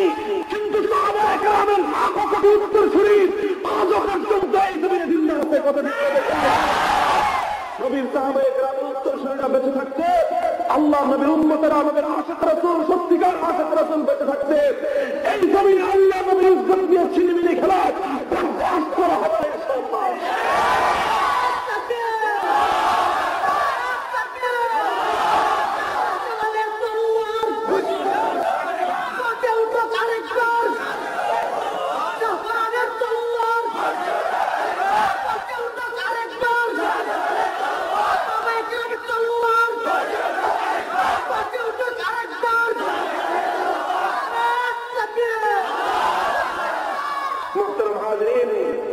দুই নম্বর কথা হলো এই দেখেন আমাদের নবী ছিলেন রাহমাতুল্লিল আলামিন, রাহমাতুল্লিল মুসলিমিন না আলামিন। আমার নবী শুধু মুসলমানের জন্য রহমত, তো সবার জন্য রহমত। হিন্দু বৌদ্ধ খ্রিস্টান সংখ্যালঘু সংখ্যাগুরু সমস্ত সংখ্যালঘু সংখ্যাগুরু সমস্ত মানব দানব জিন পরি ইনসান সমস্ত কীট পতঙ্গ সমস্ত পশু পক্ষী কায়না গোটা বিশ্ব জগৎ সমস্ত জগৎ সমূহের জন্য আমার নবী হলেন রহমত। কথা ঠিক না বেডে? আল্লাহ রহমত ছাড়া দুনিয়াতে বা দেশের মধ্যে শান্তি কায়েম হওয়া সম্ভব? কোন সরকারের পক্ষে, কোন বাহিনীর পক্ষে, কোন প্রশাসনের পক্ষে আল্লাহ রহমত ছাড়া শান্তি কায়েম করা সম্ভব? তাহলে শান্তির জন্য রহমতের দরকার আছে, আসলে নাই? তাহলে যদি কেউ রহমতকে আক্রমণ করে, যদি কেউ রহমতের সঙ্গে বিদ্বেষ পোষণ করে, তাহলে সে রহমতকে আক্রমণ করলো, রহমতকে যে আক্রমণ করলো সে মুসলমানের দুশ্মন নয়, সে শান্তির দুশ্মন, সে মানবতার দুশ্মন।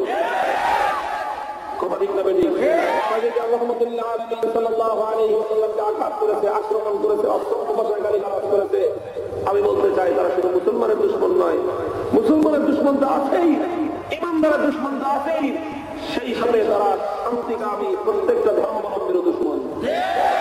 তুমি সংখ্যালঘু হতে পারো, তুমি হিন্দু বৌদ্ধ খ্রিস্টান, তুমি যে কোনো ধর্মাবলম্বী হতে পারো, কিন্তু তুমি যদি শান্তিকামী হয়ে থাকো, তুমি যদি মানবতাপন্থী হয়ে থাকো, তাহলে যারা রহমতের উপর আক্রমণ করে তারা তোমার দুশ্মন। কথা ঠিক না বেঠিক? আজকে আল্লাহ নবীর ইজ্জতের হেফাজতের এই সংগ্রামকে কেউ একটা সাম্প্রদায়িক সংগ্রাম বলে চিহ্নিত করে নবীর সবচেয়ে আশিক রাসূলদেরকে কালারিং করতে চায়। পরিষ্কার আমাদের কথা, এটা কোন সাম্প্রদায়িক সংগ্রাম নয়, এটা কোন রাজনৈতিক আন্দোলন নয়। আমরা এগুলো দিয়ে রাজনীতি করতে চাই না, আলেম সমাজ এগুলোর সঙ্গে রাজনীতির সঙ্গে এটাকে একাকার করতে চায় না। কথা ঠিক না বেঠিক? রাজনীতির সঙ্গে আমাদের কোনো সম্পর্ক নাই। যারা ক্ষমতার রাজনীতি করো, মারামারি করো, মারামারি করে তোমরা সব মরে সাফ হয়ে যাবে, মানুষ খুশি হবে। কথা ঠিক না বেঠিক? আমি দেশের সাধারণ মানুষের না মরে এটার ব্যবস্থা করো। তোমরা দুই জন একদিকে চলে যাও, আপনার দেশের কোনো সামনে উঠে আমাদেরকে দিয়ে আসবে, আর মারামারি করে সব মরে যা। কথা ঠিক না বেঠিক? রাজনীতির সহিংসতা করে তোমরা যত মারামারি করো বলো, আমাদের কোনো আপত্তি নাই, সাধারণ জনগণের নিরাপত্তা চাই। আর আল্লাহ নবীর ইজ্জতের হেফাজতের যে আন্দোলন, যে সংগ্রাম, এটাকে রাজনৈতিক করার চেষ্টা করা যাবে না। আল্লাহ নবীর ইজ্জতের হেফাজতের জন্য শত শহীদ নয়, লক্ষ শহীদের প্রয়োজন হলে লক্ষ আশিক রাসূলদের পবিত্র বুকের রক্ত দিয়ে আল্লাহ নবীর ইজ্জতের হেফাজত হয়ে যাবে। এই মাটিতে আন্দা হোক কাল ইনশাআল্লাহ নবীর দুশমনদের ফাঁসির কাষ্ঠে ঝুলবে, ফাঁসির বিচার হবে। কাজে আসুন, এটা সম্প্রীতির আন্দোলন। হিন্দু বৌদ্ধ খ্রিস্টান সংখ্যালঘু সংখ্যালঘু সংখ্যাগুরু সমস্ত মানুষ যারা শান্তিকামী, যারা আছে সম্প্রীতিকামী, আমরা হাতে হাত মিলাই, আমরা এক ধর্মাবলম্বী অন্য ধর্মাবলম্বীদেরকে ক্রিটিসাইজ করি না, অন্য ধর্মীয় গুরুদেরকে আমরা অসত্য ভাষায় গালিগালাজ করি না, এর নামে হলো সম্প্রীতি। কথা ঠিক নেবে? আমরা মুসলমানরা হিন্দুদের মন্দিরের নিরাপত্তা দিই, আমরা মুসলমানরা হিন্দুদের বাড়িঘর, তাদের মা বোনদের ইজ্জতের নিরাপত্তা দেই, তাদের ব্যবসা বাণিজ্যের আমরা নিরাপত্তা প্রদান করি। সেগুলোর উপর যে সমস্ত কুচক্রীরা আক্রমণ করে, সংযোগ করে, সেই সমস্ত কুচক্রীদেরকে আমরা ধরে ধরে পুলিশের হাতে আমরা মাদ্রাসায় আমরা সুপর্দ করি। পুলিশ না পাইলে মাদ্রাসায় সুপর্দ করবেন ইনশাআল্লাহ, মসজিদে সুপর্দ করবেন, মসজিদের ইমাম সাহেব মুসল্লিদেরকে নিয়ে এই সমস্ত হিন্দুদের বাড়িতে অগ্নি সংযোগকারী কুচক্রীদেরকে সাহায্য করে। আর সকলে মিলে হাতে হাত মিলে গোটা 55,000 বর্গ মাইলকে ঘেরাও করে আল্লাহ নবীর দুশমন, মানবতার দুশমন, শান্তির দুশমন এই জঘন্য নরকের কীটগুলোকে যেখানে পাওয়া যাবে সেখানে জ্যান্ত মাটিতে পুঁতে ফেলতে হবে। কারণ এরা মাটির উপরে থাকলে এই দেশের মানুষের জন্য সমস্যা, সাম্প্রদায়িক দাঙ্গা বাড়বে, কারণ এরা মানুষের মধ্যে দাঙ্গা বাঁধাতে চায়। তাদের এই নরকের কীটগুলোকে নরকে পাঠায় দেন, তারা দুনিয়াতে থাকার উপযুক্ত না। আল্লাহ পাক রব্বুল আলামিন যারা আল্লাহ নবীর না বুঝে না শুনে নবীর বিপক্ষে অবস্থান নেয়, আল্লাহ তাদেরকে হিদায়াত দান করেন। হিদায়াত কপালে না থাকলে ধ্বংস করে দেন। আল্লাহ আমাদের সকলকে নবীর সচ্চা আশিক রাসূল হিসেবে, নবী প্রেমিক হিসেবে সাহাবারা ঈমান দিয়ে আল্লাহ পাক সাহাবায়ে কেরামের মতো আল্লাহ নবীর ইশকে রাসূলের সত্যিকার প্রমাণ বহন করার তৌফিক আল্লাহ আমাদের সকলকে দান করেন। ওয়া আখিরু দাওয়ানা আলহামদুলিল্লাহি রাব্বিল আলামিন। ইয়া আযাবান নার ربنا اغفر لنا ذنوبنا وكفر عنا سيئاتنا وتوفنا مع الابرار. اللهم وفقنا لما تحب وترضى من القول والفعل والعمل والنية والحديث انك على كل شيء قدير. يا الله গভীর রাত পর্যন্ত আমরা আপনার দিনের কথা, আপনার নবীর কথা বলে শেষ পর্যায়ে আপনার শাহীদের উপরে আমরা আপনার গুনাহগার বান্দাদের হাত ছেড়েছি। আল্লাহ আমাদের এই হাতগুলোকে আপনি কবুল এবং মঞ্জুর ফরমান। জিন্দগির সমস্ত গুনাহ ক্ষমা মাফ করে সমস্ত নেক আমলগুলো আপনি কবুল ফরমান। ইয়া আল্লাহ গম্বুমতি ইসলামিয়া মাদ্রাসাকে আপনি কবুল করুন। ইয়া আল্লাহ এই মাদ্রাসার শিক্ষার্থীদেরকে আপনি কোরআনের সত্যিকার জ্ঞান দান করুন। ইয়া আল্লাহ যারা মাদ্রাসাকে সাহায্য করে, সহযোগিতা করে, মাদ্রাসা পরিচালনা করে, ইয়া আল্লাহ প্রত্যেককে আপনি তাদের উত্তম বিনিময় জাযায়ে খায়র নসিব ফরমান। ইয়া আল্লাহ আমাদের আজকের মাহফিলকে আপনি কবুল ফরমান। কিয়ামতের দিনে এটাকে নাজাতের জরিয়া করে দিয়েন মাওলা। ইয়া আল্লাহ যারা মাহফিলে সাহায্য করেছে, সহযোগিতা করেছে, ইয়া আল্লাহ অংশগ্রহণ করেছে, প্রত্যেককে আপনি উত্তম বিনিময় দান করুন। ইয়া আল্লাহ আমাদের দোয়াকে আপনি কবুল ফরমান। আমাদের দেশকে সমস্ত বিশৃঙ্খলা অনাচার অবিচার, ইয়া আল্লাহ মারামারি কাটাকাটি সহিংসতার আগুন থেকে আমাদের পবিত্র এই দেশ থেকে ইয়া আল্লাহ প্রিয় মাতৃভূমিটাকে আপনি হেফাজত ফরমান। ربنا تقبل منا انك انت السميع العليم وتب علينا يا مولانا انك انت التواب الرحيم. سبحان ربك رب العزة عما يصفون وسلام على المرسلين والحمد لله رب العالمين.